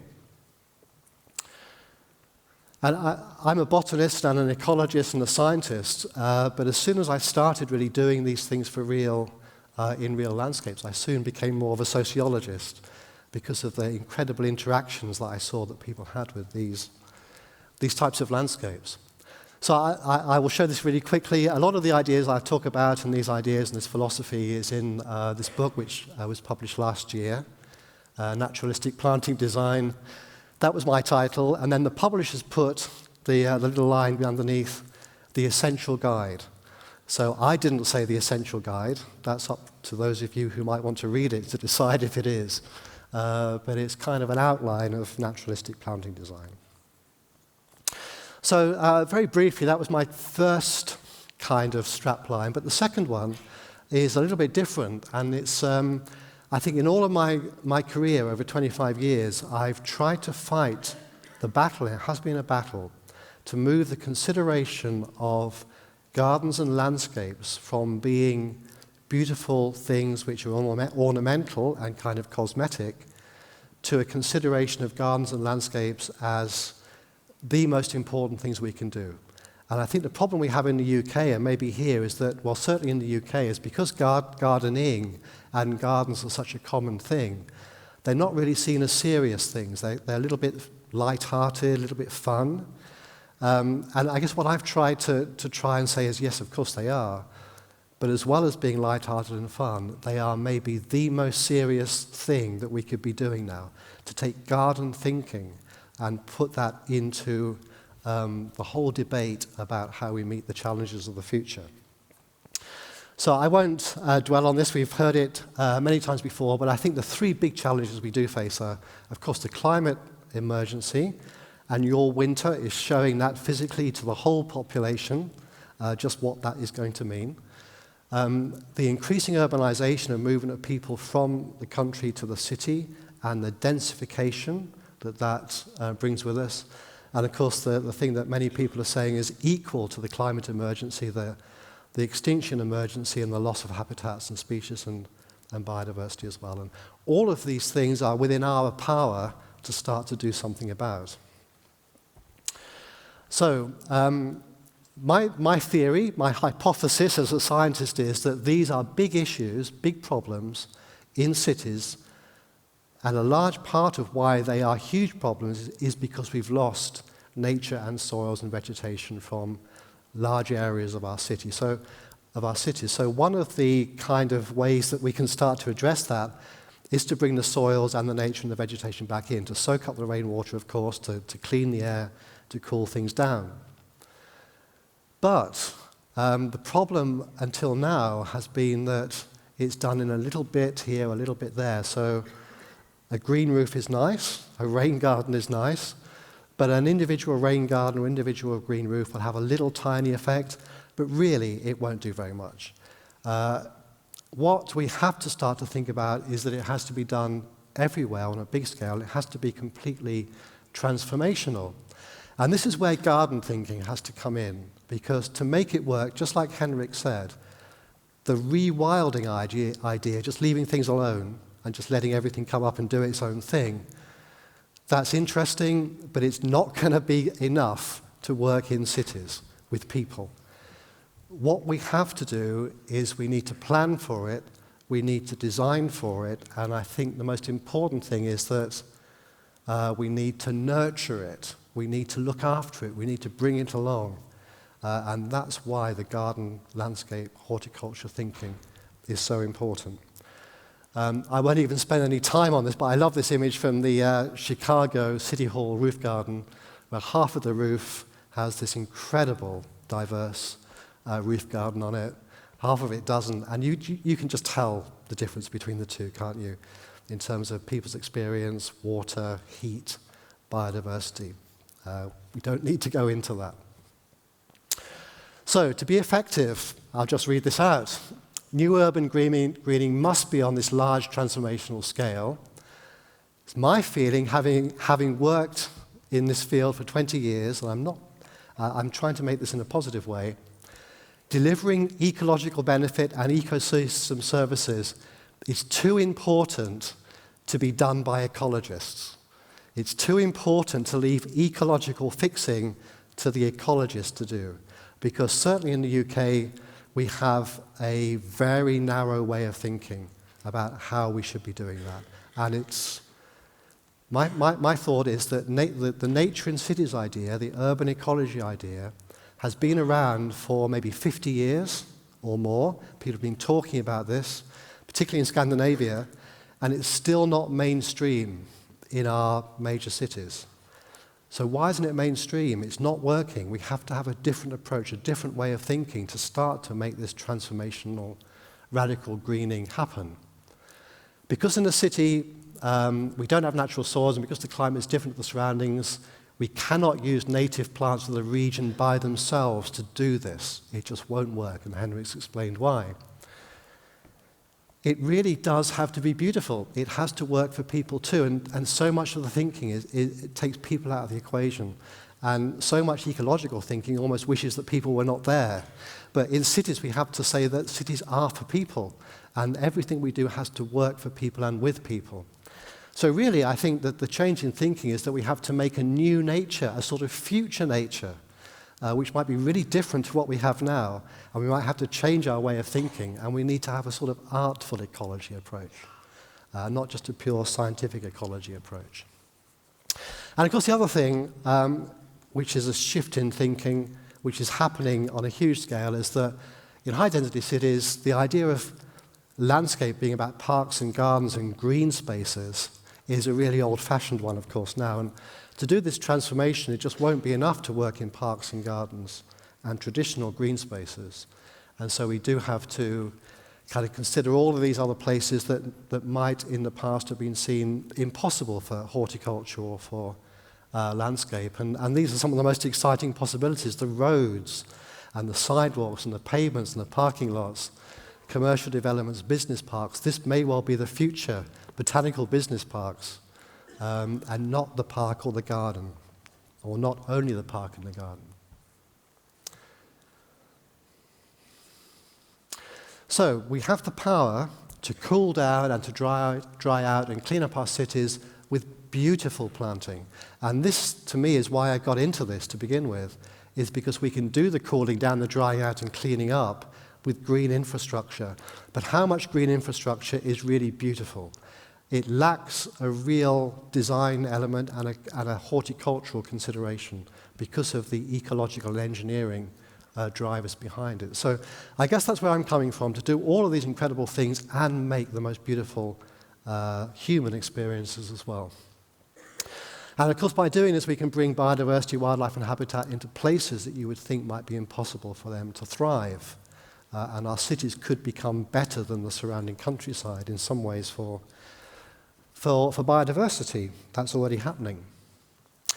I'll just skip, well, I won't skip through that. I've done a lot of Chelsea Flower Show demonstration gardens to kind of bring these ideas to big audiences. And this is from 10 years ago, a more conceptual garden that has all these kind of elements that we're talking about now of stormwater management, brownfield, spontaneous urban, habitat considerations, working with infertile urban type substrates, thinking about water circulation as a closed loop. But I guess again, in this garden and many other things I've done, it's about making it really eye-catching and attractive to people, so that, of course, we do the sustainable and ecological things, but we're also creating artworks as well. And why cannot our public art and our public artworks be landscape? And why can't we think about public art that actually has function as well as just being something nice to look at?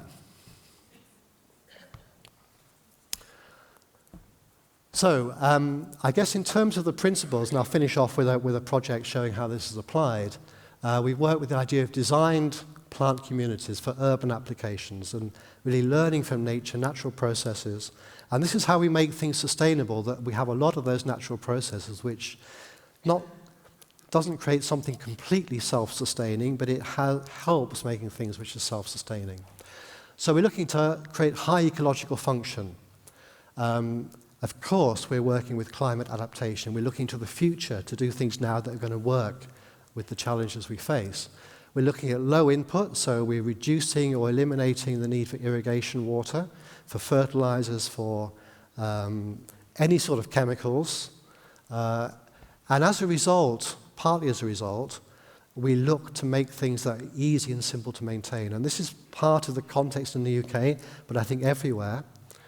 If things cannot be maintained easily, everything else is a waste of time, because we have to work in an environment, particularly in public landscapes, where maybe the money is not there and the skills are not there. So we have to work in a low-skill, low-budget situation. And in a way, when I start a project, I'm working from the maintenance capacity and work backwards from that. I don't design something and then we try and work out how to maintain it. It's working from maintenance backwards. And then, of course, the high visual appeal is hugely important. So I think traditionally this is the kind of priority that you might see urban greening talked about. We talk about the ecology first, and then maybe it looks nice, it looks good. So these are the factors that we work with, but this is the actual priority order that we arrange them in. So first, it has to look good. That's the first thing. It has to work for people to be sustainable in the long term. Secondly, it has to be cheap to maintain. We have to have low inputs. We won't be able to put water onto these systems in the future. We won't be able to keep using energy on them. It has to be simple and easy to maintain. Of course, it then has to have the high ecological function, and it has to be climate change adapted. Now, we do all of these things, but the priority of thinking is human-centered. And this is hugely controversial when I speak to audiences with ecologists in there. They say, no, no, no, no, no. And many ecologists say to me, it doesn't matter what it looks like. If it's working ecologically, that's the most important thing, and people will learn to love it, or we can educate people to love it. No. We want to make things that people don't have to think about, that they just say, that is incredible. And it has all of this wonderful ecological value as well. That's the same thing, really. We work with mixed planting, with no fixed planting plan, plant mixes and specifications, and sets of instructions to contractors or people, whoever's setting the landscape out about how to do it. And the reason for that really is quite simple, that when we work with planting which is rigid and in blocks and in groupings like this, there's a big problem that if something fails or it dies or it's attacked by a pest, then you have a big gap or a big space. Or if something's out of season or not looking good, then you have a big gap in your planting scheme. And I quite like the look of that, but I don't think it's what the designer intended.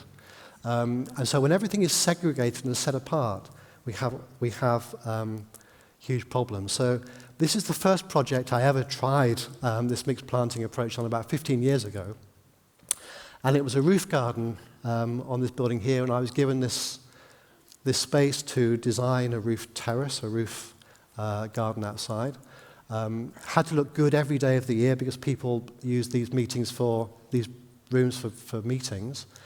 And so it had to look good in the winter as well in the summer, but there was no water supply, so it could not be irrigated. It just had to rely on the natural rainfall. And there was very little maintenance available. And this really is the plan of it, the planting plan. And these lines or groupings, these are not individual species or plants, these are mixtures. So this is how I design mixed with groupings or drifts of mixtures. There might be some fixed points, but really this is as far as a planting plan goes. Whereas most of the design thing happens here, where you have your mixes. Now, I'm not going to go into this at all. This is the species list for that site. It goes right the way down, probably 60 or 70 species in total. 3 different mixes there. And these numbers here are the percentages, the proportions of each plant in that mix. And some mixes have this plant, Armeria maritima, is in all 3 mixes. Some plants here, Aster, is only in 1 or 2. So some mixes are very different from each. Some species go across all mixes, some are just in one or the other. So there's continuity, but there's also difference, and that gives us a visual effect.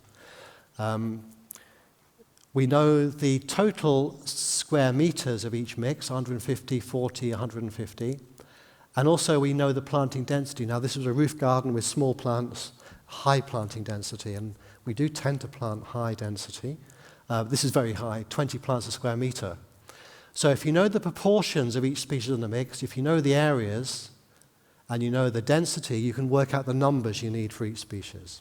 And that really then is the process. People say, there's no design to this because then it's all planted randomly. And it's all kind of spontaneous. But the design thinking goes into here, and we're thinking about ecological compatibility, we're thinking about colors and flowering times, we're thinking about spread, we're thinking about all sorts of things. And there's as much design thinking by doing this as there is in drawing a plan with locating everything. So we get to site, and this is the contractor again. You'll think that my interaction with landscape contractors is not a very good one because they never look happy. But I've just explained to this guy that it's over to you now. There's no plan. You decide where the plants go. Now, the way I normally work is I plant each individual species probably in groups. Some people use individuals, and then they're just randomly placed. I use groups, and then the groups are randomly spread. And using a group gives more substance to that particular plant. But I've just made a little kind of demonstration. You know, you kind of plant that in a group of that, but then you randomly plant the groups out there. And he had no idea what to do. He was completely confused. But once we'd worked with him a little bit and then left and came back, he said it was the most satisfying landscape job he'd ever done, because normally he's just got a plan with kind of the top 5 trees or shrubs in it. Everything is the same. And this time he felt, for the first time ever, that he had some input into the end result. It's fascinating to me that when you have simple rules, that there are self-generating patterns, that when you set out something like this, it looks like it's been really artfully designed. So this, I think this next image is a year later, so after everything has become established. And you can kind of see repetition of these groupings throughout, but it's not a regular repetition with the grasses and other things. Or the Cicericium, for example, kind of popping up throughout. So it's the rhythm, the repetition becomes an important part of the aesthetics here.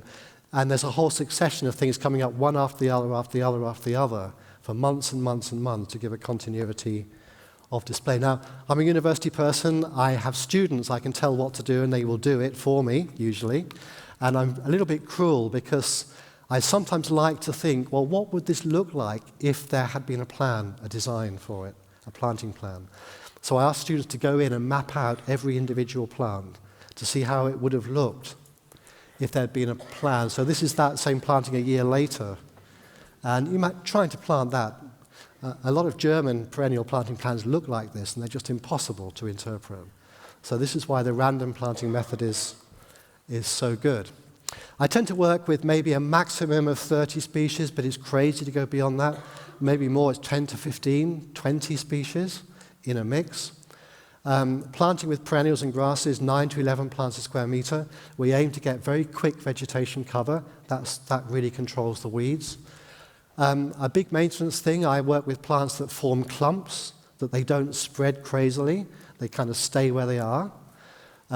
We work with low soil fertility. We don't increase fertilities. That's another big maintenance thing.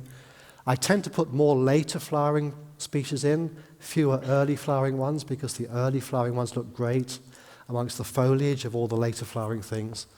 And I often put some short-lived things in to give very quick impressions, but I know they won't be there forever, and the longer-term plants then take over. And I guess this is the crucial thing, which I won't go into with all of you, but the big mindset switch, certainly in the UK, is from a horticultural aesthetic and this, where everything is grown to its maximum, every plant is as healthy as you can imagine, but there's maybe 1 or half a plant in every square meter, to this, where everything is shorter, it's a bit of a paler green, and instead of 1 or half a plant in every square meter, there are maybe 50 or 100 plants a square meter. And this is a complete switch, certainly for us in the UK, that everything people know about making landscapes successful to try and create plantings that look like this, you throw out and you forget about, and you start with low soil fertility. You don't add water. You plant plants close together. You reduce the number of different plants in a mix, but you work more with repetition. And we also work a lot with gravel or surface mulches as a weed control, maybe above a cleaned base soil, maybe have 10 centimeters of a gravel or an aggregate that we plant into, which gives a completely weed-free surface for our plant establishment, and then we aim to get quick plant cover as an additional help with weed control. So I want to finish by showing how all of this has come together in a project which is called, rather unimaginatively, the Grey to Green project in Sheffield. It's going from an urban grey hardscape to a very green one. And it's along a road. It's along this road here. This is the main river flowing through Sheffield, and we've had huge flooding problems. Sheffield is a city of hills, and the water runs down the hills into the river, causing huge flooding. And there's been a lot of work to stop that happening. And one of the things which our municipal government has done, it's difficult to see, but this is in a valley, is to create a continuous 3-kilometre series of rain gardens and bioinfiltration gardens to capture that water before it gets to the river, off the pavements and the roads. This was allowed to be done because this was previously a ring road around the city centre, but this new one was made 10 years ago, and a lot of the vehicles that were on that road are now on that one, so it gave an opportunity to take some hard surface out of use.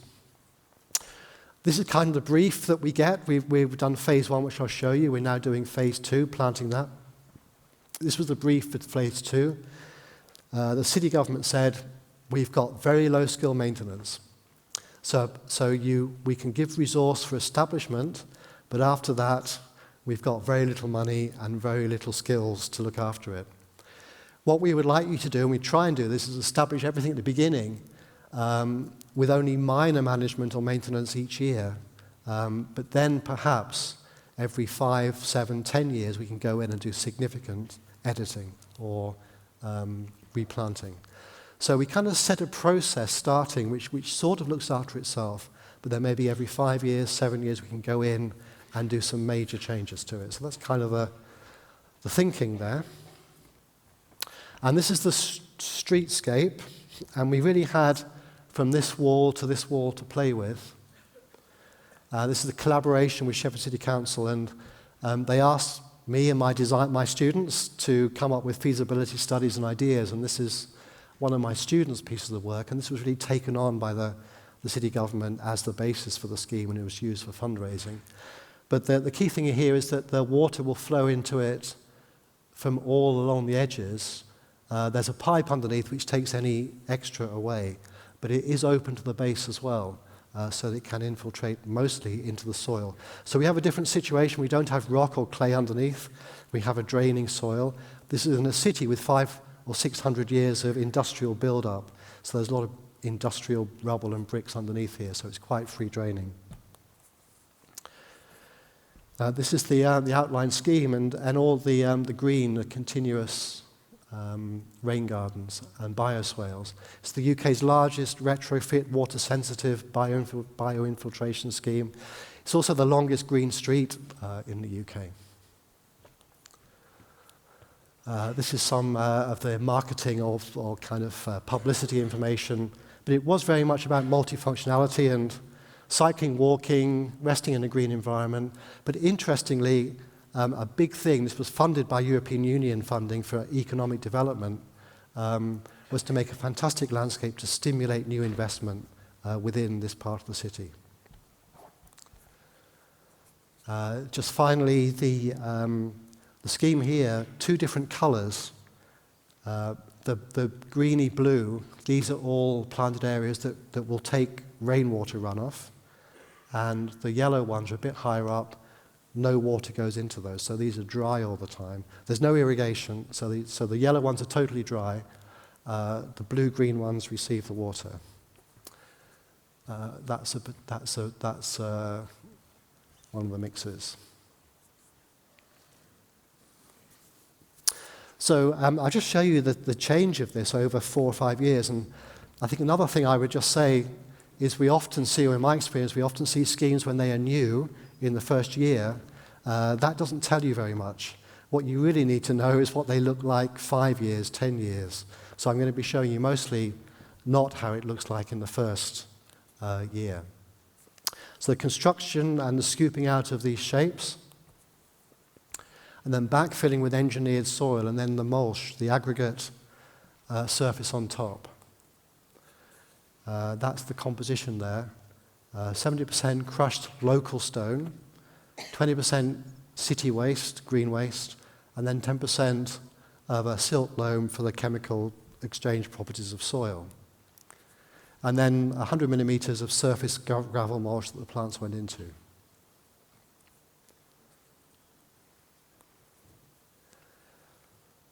This fencing was just to stop animals and dogs and cats and children running through in the establishment phase.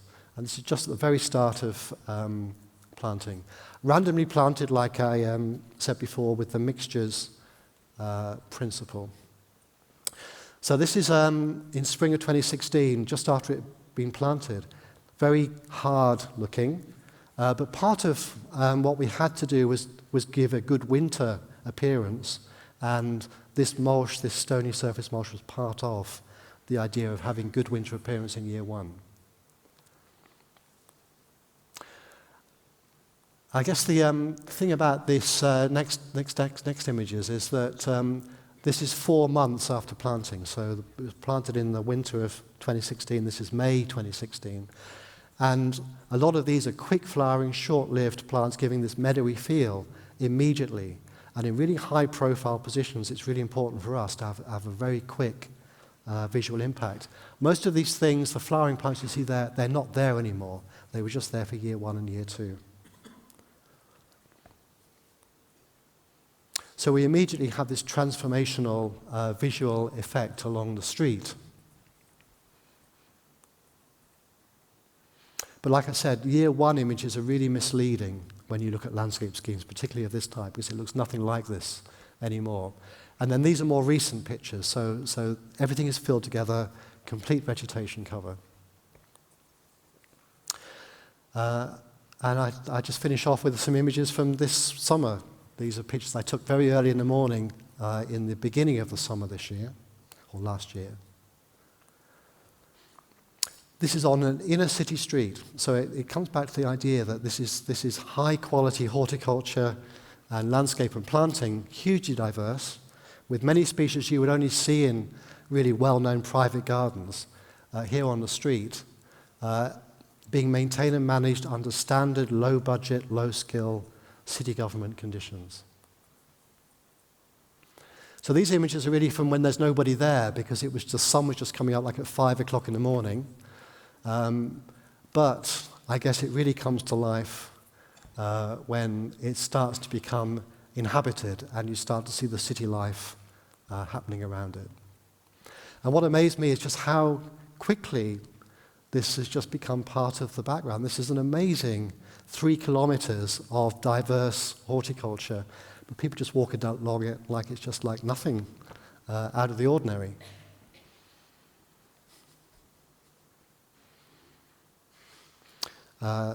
Image from early summer with Iris siberica, so this is a great plant for these bioinfiltration situations. And then the same kind of view at the end of the summer. Like I said, more later flowering things, because the earlier flowering plants kind of look good amongst the green foliage of everything that's going to come up later.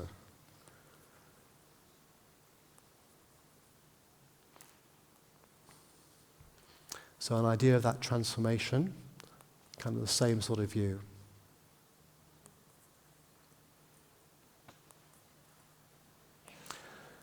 So, just to finish with a bit of sociological community stuff, I was really worried that for the inner city to have this wildness would be seen as just too wild, too threatening. People are used to something very controlled, very simple, very clean. So I got, again, some students to do lots of surveys of people on the street. We interviewed 350 people and asked them lots of questions, but asked, do you think this type of planting is suitable for this city environment? 82% of people said they thought that this style of planting fitted really well with that urban environment. We found in the surveys we did that 16% of people had changed their daily journey so they could experience this instead of their previous route. But then an incredible 98% of people said they wanted to see more of this type of landscape. And this is not asking experts or knowledgeable people, this is just ordinary people on the street. The final figure I would just add in here is that we have the figures for the cost of this now, the cost of maintenance. Because when you propose something like this, the first thing that people say, we can't do this, it's too expensive. Too much planting, it's too expensive, it's too difficult to maintain. We've got the figures now from Sheffield City government, and the cost of maintaining this diverse, highly horticultural, ecological, dynamic planting is less than the equivalent cost of maintaining this. So of course, if you have a simple shrub monoculture, that's cheaper to maintain than that, but maybe we're not comparing the right things. If you start to say, what is the cost of maintaining city pavements and city hard surfaces compared to the cost of taking some of those hard surfaces away and replacing them with dynamic, ecologically functioning planting, that starts to tell you a very different story. And this is cheaper than that. And it's not what you would think, but the cost of keeping that clean throughout the year is quite high. But this has its downside. I tweeted this last summer and said, we found the figures. This is cheaper to maintain than that. And Sheffield people are very cynical. So I got some replies back saying, the Sheffield City government, they're putting more planting in just to save money. And this is the kind of battle we've had. Everybody said it's too expensive, we can't do it. And now people are saying, because it's not so expensive, that's why it's being done.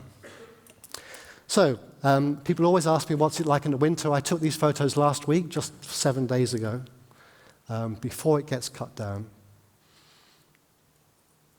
And we haven't had any snow this year either, apart from this week. I put a lot of wintergreen plants in to give vitality in the winter, so it's not just dead looking through the winter. And we cut back twice. We cut back once at the beginning of the winter with things which are really untidy, but leave the most robust things standing, and then we cut everything remaining back at the end of the winter around about now.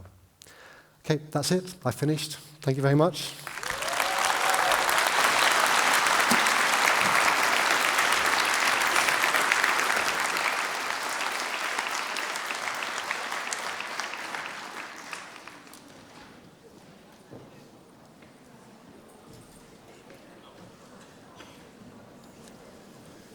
Thank you, Nigel. Jotkut ehkä muistaa mun avauspuheenvuoron tuosta ilmastoahdistuksesta ja hädästä ja niin edelleen, niin tästä saatiin lääkettä siihen vaivaan. Meillä on sitten seuraavana palkintojen jakotilaisuus, ja en tunne koreografiaa, mutta ne, jotka jakavat palkintoja, varmaan tietävät.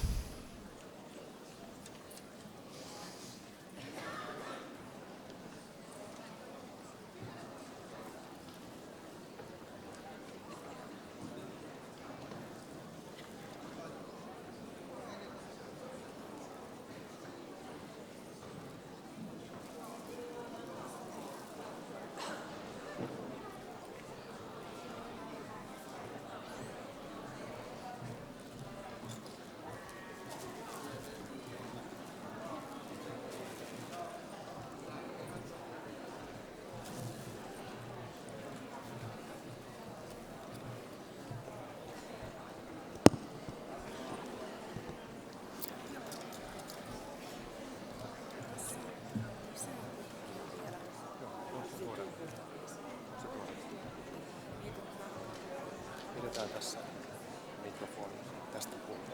Okei, niin haluatko puhua siitä? Joo, voisitko tuoda ne puolta? Joo, mä voin puhua sitä.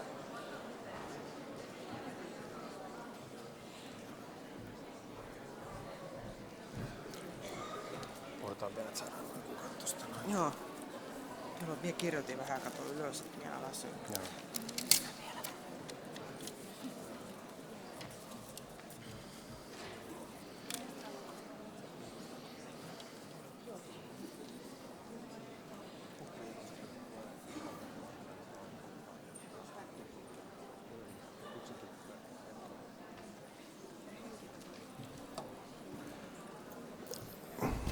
Kuuluuko? No haloo, hieno homma. tiedän, että ollaan aikataulusta jäljessä, koetaan olla ripeitä. Meillä on tässä 44 vuoden kokemus, niin tiedetään, miten homma hoidetaan.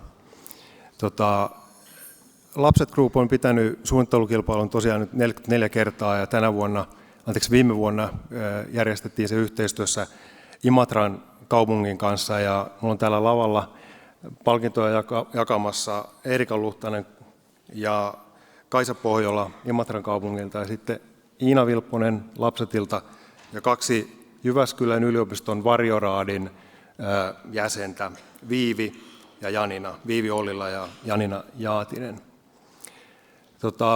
Imatran kaupunki ja Imatran Ukonniemen kohde valikoitu siitä mielenkiintoista syystä, että tällä kertaa oli hyvin tällainen sporttinen, standardiin urheiluun liittyvä kohde, ja haluttiin löytää semmoisia pehmentäviä näkökulmia tämän alueen kehittämiseksi, ja siinä mun mielestä aika hyvin onnistuttiinkin. Töitä saatiin tänä vuonna 16 kappaletta, josta osa tulee tietenkin tänään palkituksi. Ja sen sijaan, että itse pitäisin tämän viikon valmistelun puheenvuoron, niin sain kunnian pyytää Risto Ikäheimoa, kilpailun isää, kertomaan Lapsetin suunnittelukilpailun historiasta. Hän on luvannut käyttää 1 sekunnin per vuosi, eli 44 sekuntia. Katsotaan, miten se onnistuu. Joo, 44 vuotta 44 sekunnissa. 75. Maisema-arkkitehti Pirkka Vaasvainio Lepän ammattikorkeakoulusta. Kysyin häneltä, miten voitaisiin syventää yhteistyötä. Järjestetään kilpailu todellisesta kohteesta. Näin me tehtiin. 1040 työtä on tehty ja arvosteltu. Nämä kilpailutyöt on yhdistäneet eri hallintokuntia kilpailukohteissa. Ja se on tieto tullut myös lautakunnan jäsenille, miten hyvä ammattikunta on tulossa hyvinvointimaisemaa tekemässä. Samoin kuin ministeriön edustajia. Ja Arnille haaste, vastaisuudessa myös ministeriön edustajia tulette pyytämään palkintolautakuntaan ja sivistämään heidän konkreettia arjen ajatuksia ja toimintaa. Kiitoksia yhteistyötä.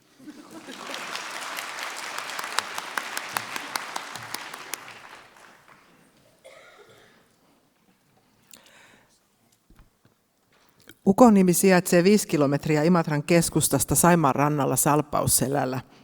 Ja alue on ollut pitkään imatralaisten ja matkailijoiden tämmöinen liikunta- ja ulkoilualue. Ja siellä sijaitsee tosiaan paljon näitä viime vuosina rakennettuja ulkoilupaikkoja, muun muassa pesäpallostadion, jäähalli ja urheilukenttä. Siellä sijaitsee myös runsaasti näitä erilaisia polkuverkostoja, latuverkostoja, uimaranta ja Imatran kylpylä. Alueella on myös tällainen iso 12 hehtaarin hiekkakenttä, joka on toiminut aikaisemmin taimitarhana. Ja tämä hiekkakenttä on nyt sitten tämän kilpailun kohteena ollut, eli tälle alueelle, joka on hyvin keskeinen tällä Ukonniemen alueella, niin on haluttu perustaa tapahtuma- ja tämmöinen toimintapuisto. Se on tosiaan hyvin keskeisellä paikalla, ja puistoon on sitten tavoitteena saada tämmöinen toiminnallinen, liikunnallinen, vihreä ja viihtyisä alue, joka olisi siis kaikille suunnattu, mutta etupäässä sellaisille, jotka eivät harrasta aktiivisesti liikuntaa, eivätkä käytä näitä urheilu- ja liikuntahalleja säännöllisesti. Eli meille kaikille ja kuntalaisille sekä matkailijoille myös. Ja nyt tämä tavoite on saavutettu, saatiin tosi paljon hyviä töitä. Me ollaan Imatralla tosi iloisia ja yllättyneitä niiden runsaudesta ja laadusta, ja haluankin kaikkia osallistujia kiittää hyvin paljon, ja jatkakaa samaan malliin.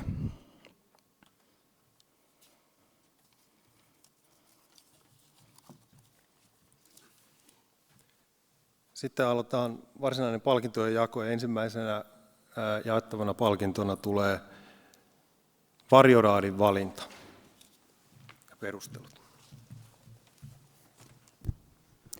Kiitos. Tosiaan ilo ja kunnia toimia Varjoraadin jäsenenä tässä kilpailussa. Me ollaan Jyväskylän yliopiston liikunnan yhteiskuntatieteiden opiskelijoita. Ja mun nimi on Viivi Ollila. Ja mä oon Janina Jaatinen. Valinta töiden välillä oli erittäin haastavaa, mutta lopulta päädyimme korostamaan seuraavia tekijöitä. Työssä oli mukavasti otettu ideoita hyödyntäen Imatran kaupungin omaa historiaa, ja lisäksi huomiota oli kiinnitetty puiston saavutettavuuteen. Ja alueen jako oli tehty todella selkeästi eri osa-alueisiin, ja suunnitellut palvelut oli kohdennettu erilaisille kohderyhmille. Ja suunnitelma oli hyvin tarkka, ja siinä oli huomioitu kattavasti eri osa-alueet. Ratkaiseva tekijä meidän näkökulmasta oli erityisesti alueen teemotus, selkeys ja monipuolisuus. Ja meidän valitsema voittajatyö oli nimeltään Voimala.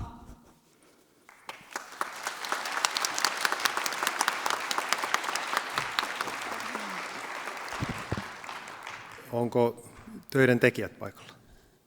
Pyydän lavalla. Kiitos. Tervetuloa noutaan diplomia. Kuka?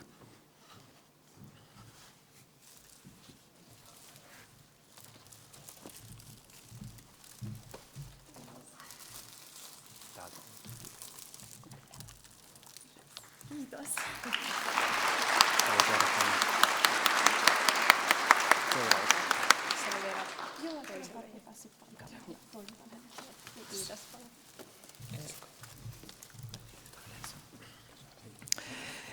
Yleisöäänestys järjestettiin nettikyselynä 2 viikon ajan ja siihen tuli vastauksia 400 kappaletta, mikä on imatralaisittain tosi hyvin. Tässä voittaneessa työssä on huomioitu justiin näitä toimintoja, paljon monipuolisia toimintoja eri ikäisille, eri käyttäjäryhmille ja eri vuoden aikoina. Ja erityiskiitosta saivat koirapuisto ja juoksurata. Ja hyvät maaston muotoilut ja liitäntäpysäköinnin huomioiminen oli myös hyvä puoli, sekä runsas vihreys ja luonto. Ja yleisöäänestyksen voittaja on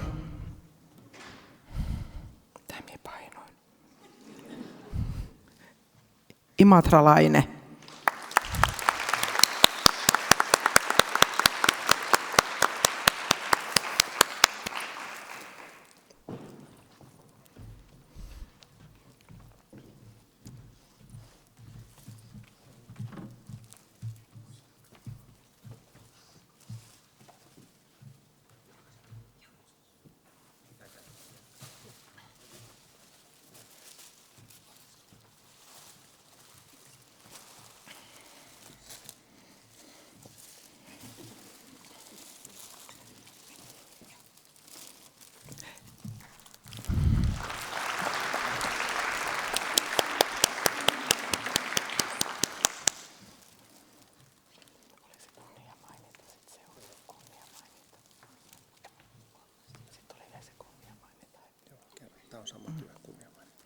Okei, joo.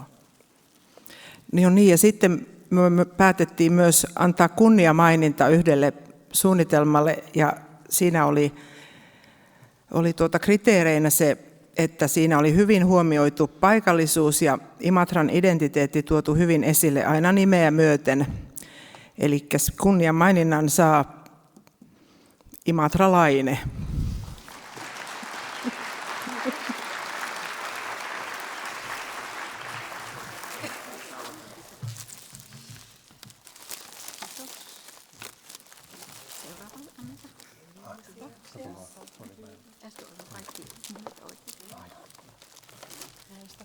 Kiitos paljon. Kiitos. Kiitos. Kiitos.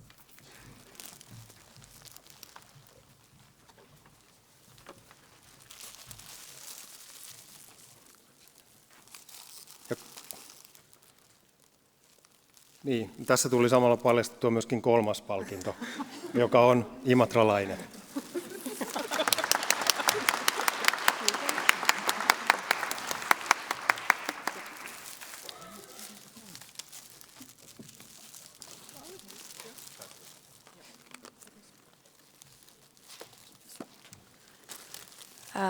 Imatralainen, mutta myös yksi toinen työ sai pääsi 3. sijalle.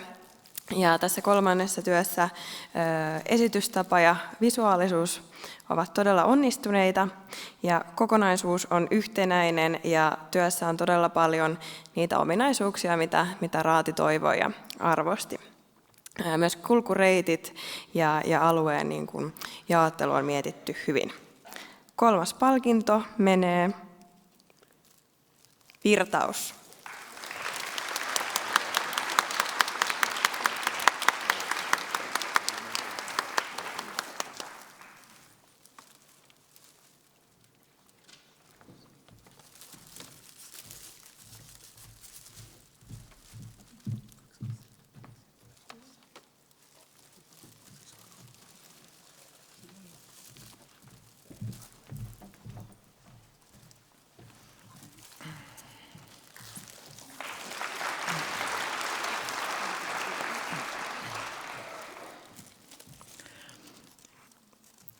Toisen palkinnon saaneessa kilpailussa on myös runsaasti monipuolisia toimintoja eri ikäisille. Käyttäjäryhmät on hyvin huomioitu sekä vuoden aikojen vaihtelu ja toiminnot ja erityistä kiitosta sai tämmöinen luistelupolku. Selkeä ja hyvä suunnitelma, jossa on hyvin huomioitu maastonmuotoilu, kasvillisuus on runsasta ja entisen taimitarha-alueen historia on hyvin huomioitu runsaalla puustolla. Ja toisen palkinnon saa Kipinä.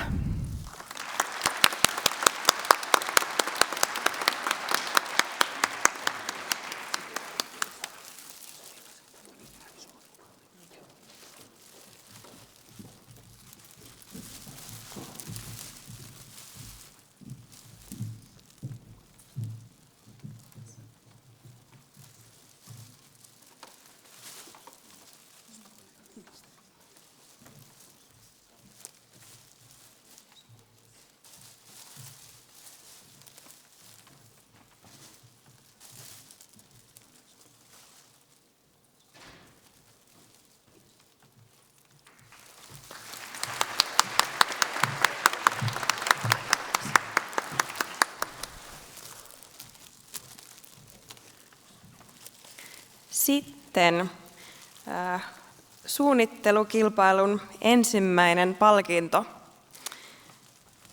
Tässä työssä innovatiiviset ratkaisut ihastuttivat Raatia. Kokonaisuus on monipuolinen ja vuoden aikojen huomiointi miellytti. Voittajatyö kiteytti Imatran hengen ja arvostetut ominaisuudet on saatu työhön onnistuneesti. Voittajatyö on Mäihä.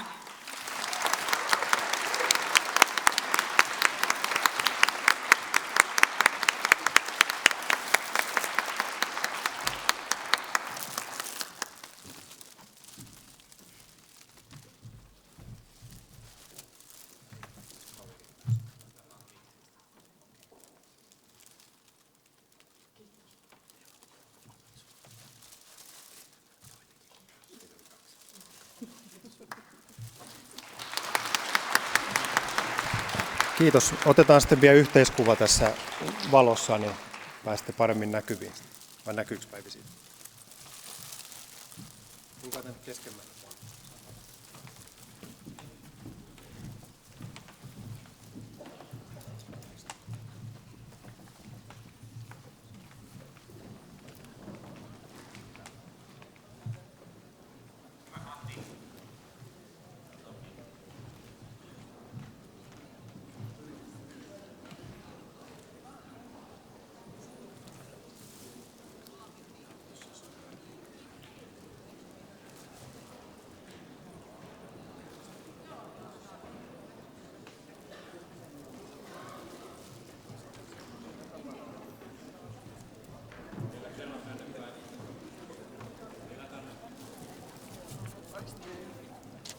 Me pois kilpailijat pääsee.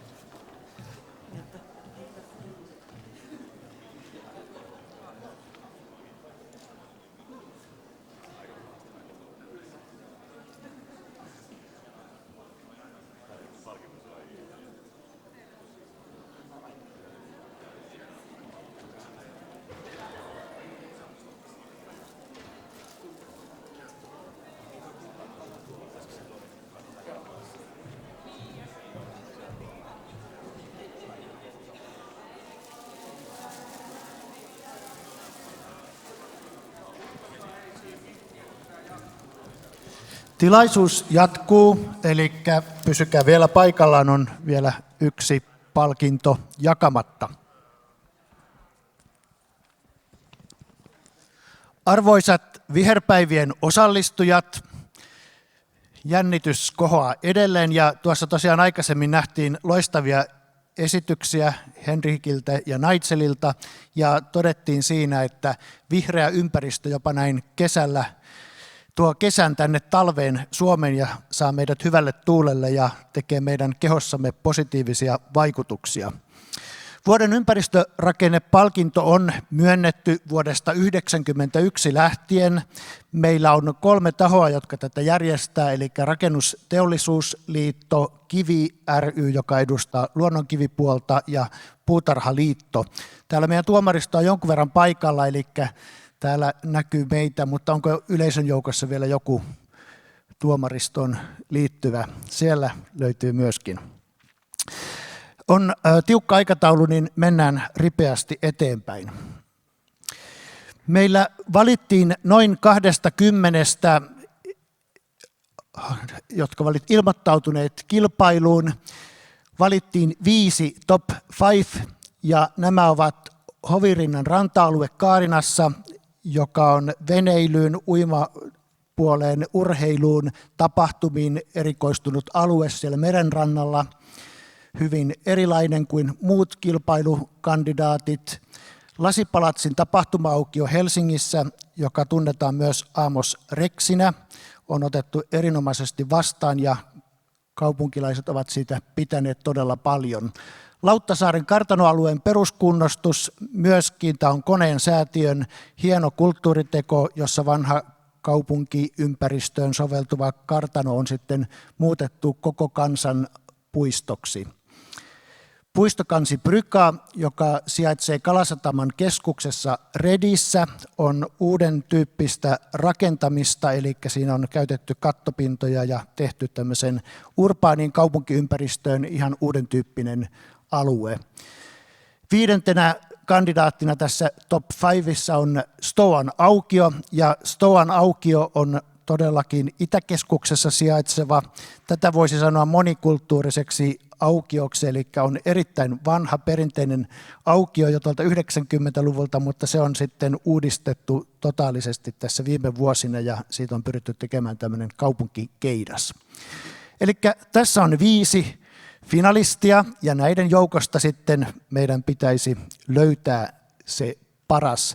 Tuomaristo oli lopulta aika yksimielinen, me kävimme kovasti keskustelua asioista ja mietimme, koska nämä kaikki työt olivat hienoja, kaikissa oli omia piirteitä, jotka olivat ihan omaa luokkaansa ja jokainen näistä olisi voinut olla voittaja. Mutta me päädyimme yhteen näistä ja se yksi on Brygga. Taputukset Brygalle. Tässä on yleiskuva Brygasta ja se on erittäin kunnianhimoisesti myöskin Suomessa täysin poikkeuksellisesti rakennettu monipuolinen alue, jossa on toimintoja kaikenlaisille ihmisille. Siellä on jopa koirille omat pissauspylväät ja lapsille, vanhuksille. Siinä on helppo vetäytyä kaupungin pilvenpiirtäjien hyrinästä ja nähdä jopa merta tuolta ikkunoiden takaa. Siellä on semmoisia suojaikkunoita, että tuuli ei käy liian kovasti. Tässä on kunnianhimoisesti toteutettu niin teknistä rakentamista, siellä on hulevesipuroja ja siellä on monenlaisia istutuksia, yli 50 kasviakin eri lajia löytyy tuolta alueelta.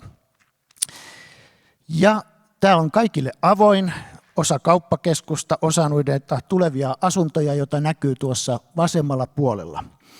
Tämän on tilannut SRV Rakennus Oy ja kuulin, että SRVltä ei ole täällä paikalla tänään ketään, vai onko? Ei ilmeisesti. Ja tämän on suunnitellut maisema-arkkitehtitoimisto Maan Lumo Oy, maisema-arkkitehtitoimisto Puistokansi Brykan ja Tornien asuntopihojen ulkotilojen kokonaissuunnittelun osana. Eli onko Maan Lumosta täällä paikalla ketään?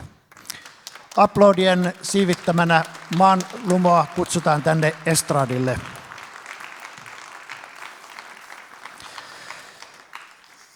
Perinteisesti heille on jaettu tällainen taulu näissä kilpailuissa voittaneille ja heidät kukitetaan. Mutta kutsun tässä samalla sitten tänne jo arkkitehtitoimisto Helin & Co. Oyn, joka on koko Kalasataman kokonaisuuden suunnittelusta vastaava arkkitehtuuritoimisto. Eli onko Heliniltä täällä väkeä? Tervetuloa ja aplodit Helinille. Rakennetekniikasta on vastannut Sweco Rakennetekniikka Oy. Siellä on paljon erilaisia rakenteita, kuten tuosta kuvasta nähdään, ja vaativaa rakennesuunnittelua on tarvittu. Onko Swecolta täällä? Tervetuloa.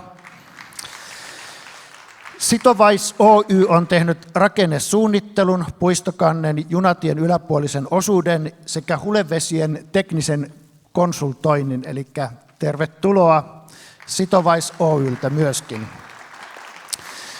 Kuten tuosta kuvasta huomataan, niin siinä on käytetty erinomaisen hienoa valosuunnittelua myös, koska tuo puisto näkyy noihin tuleviin rakennuksiin. Ja tämän työn on tehnyt tähän Lighting Design Collective Oy ulkotilojen valaistuksen osalta. Onko heiltä edustajaa täällä?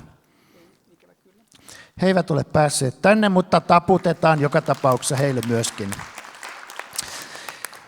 Puutarha ei ole mitään, niin kuin tässä nähtiin, ilman kukkia, kasveja, puita, pensaita, ja puutarhapalvelu Hannonen Oy on sitten tuonut nämä vihreät elementit tänne, eli tervetuloa aplodien saattamana paikalle.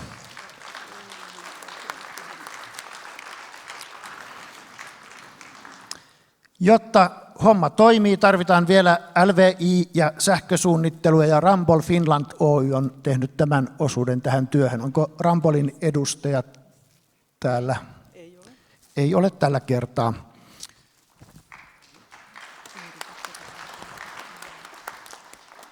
Katsotaan vielä tuossa nämä kaikki suunnittelu kautta toteuttajaosapuolet, jotka tuossa äsken mainitsin.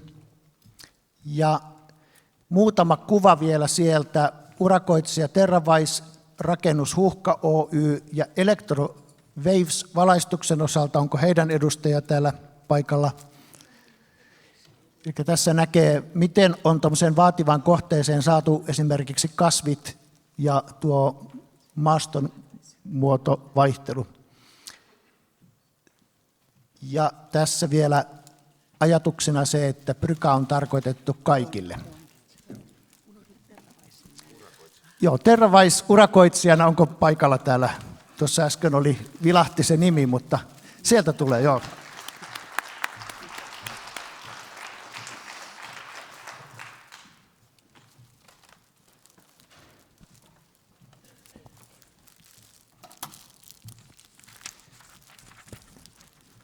Tänä vuonna vuoden ympäristörakennekilpailu täyttää 30 vuotta ja toivotaan lisää hyviä, uusia ja miksei myös näistä vanhoistakin uudelleen hakemuksia.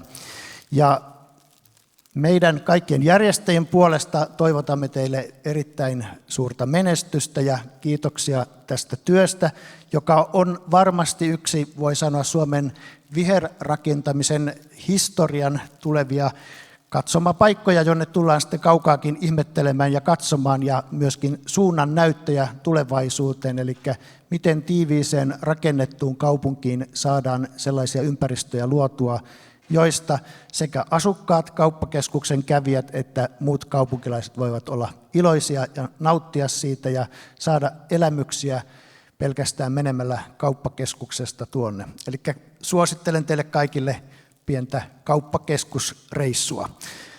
Näillä sanoin kiitoksia vielä kerran ja parhaat onnittelut teille kaikille.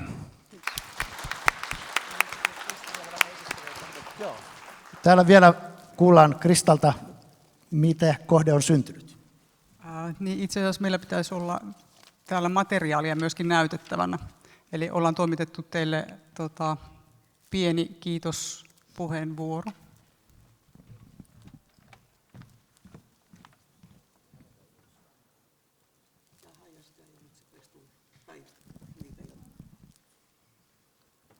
Okei, no hyvin hämmentävää, koska me ollaan valmisteltu päätöspuheenvuoro nimenomaan, että näytetään teille myöskin vähän kuvia Prykalta.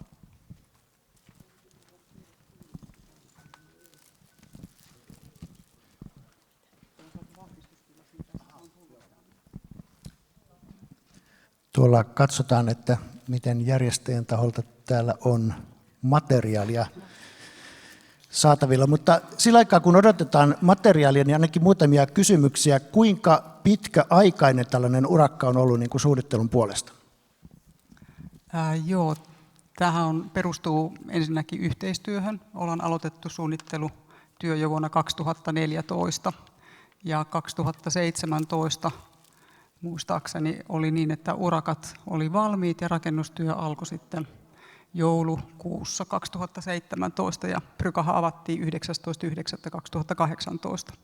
Eli 5 vuotta suunniteltiin ja vähän vajaa vuosi rakennettiin Prykaa.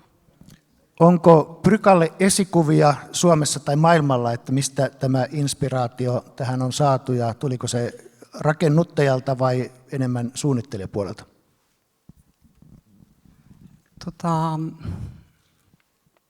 Tuo voi varmaan vastata, että se tuli ihan meiltä. Maalumosta tuli ideat. Esikuvia ei oikeastaan, koska vastaavanlaista kauppakeskusten kannelle rakennettua puistokantta tässä muodossa, että se olisi julkinen ulkotila, niin ei tietääkseni ole ihan vastaavaa. Ja on Suomessa kyllä ainutlaatuinen tällä hetkellä. Toivottavasti saadaan lisää. Toivottavasti saadaan lisää ja kokemukset tässä karttuvat myöskin. Mikä oli SRV:n rakennuttajan suhtautuminen tällaiseen hankkeeseen, koska usein myöskin tarvitaan sitä rahaa, tarvitaan tahtotilaa, että jotain syntyy. Osaako teistä joku vastata tähän? Oliko Helinin toimistosta tai... Eli uudelleen vielä kysymys, että mikä oli SRV:n rakennuttajan suhtautuminen tällaiseen hankkeeseen, eli olivatko he alusta asti kunnianhimoisesti mukana ja millä tavalla niin kun tähän hankkeeseen lähdettiin rakennuttajan puolesta? Lähdettiin innolla, mutta tässä oli myös osapuolena Helsingin kaupunki, koska tämä on julkinen puisto ja se on ikään kuin julkisella katualueella, jolloin tämä yhteistyö niin kuin SRV:n ja investoreiden ja kaupungin välillä oli kiinteä ja innostava ja monipuolinen. Ja tällaisella private-public partnershipilla tämä tulos sitten tuli näinkin hienoksi.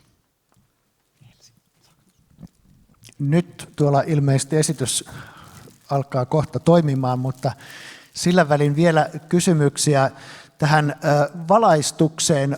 Kuka osaa siihen sanoa, että mikä sen kokonaisuus tämmöisessä puistosuunnittelussa on? Onko? Ehkä nyt. Nyt? No niin, hyvä. Nyt kohta saadaan sitten. Niin, toimiiko tämä muuten? Se toimii myöskin, eli voi käyttää ihan hyvin. Hyvä. Katsotaan, jos tämä kuva vielä alkaisi päivittyä.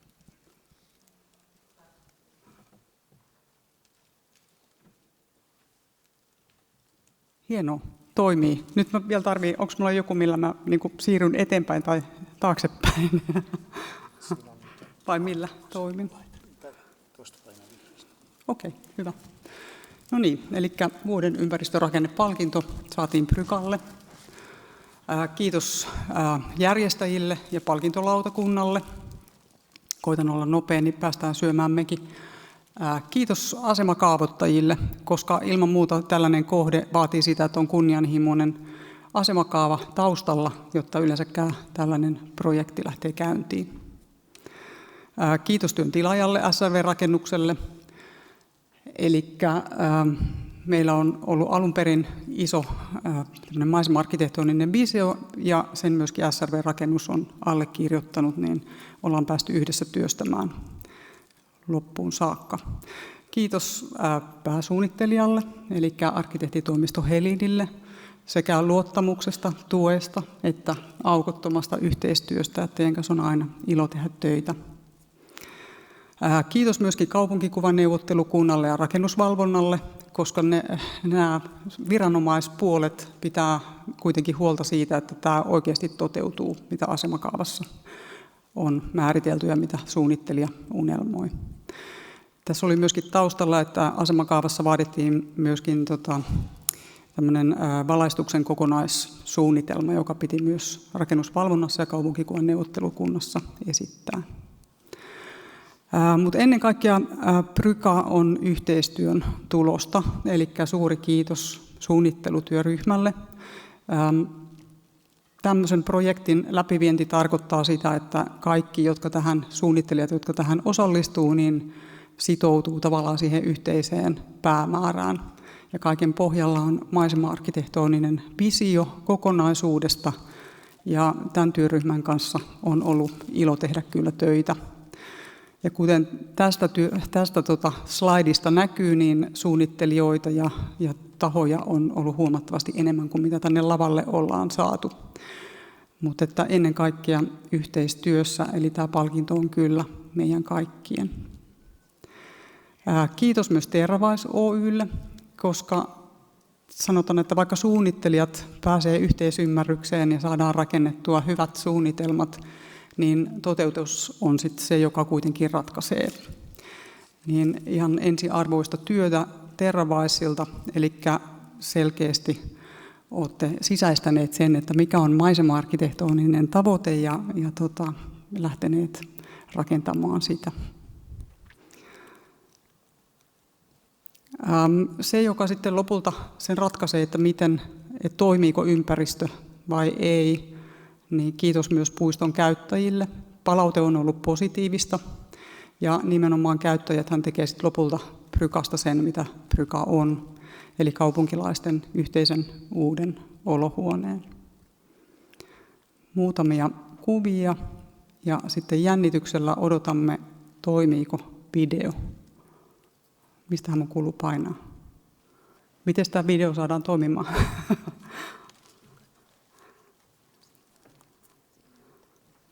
Tässä ei ole mitään klikkiä, niin katsotaan. Sitten päästään kohta syömään. Ja ehkä, yes. Musiikki tulee, mutta kuva ei liiku.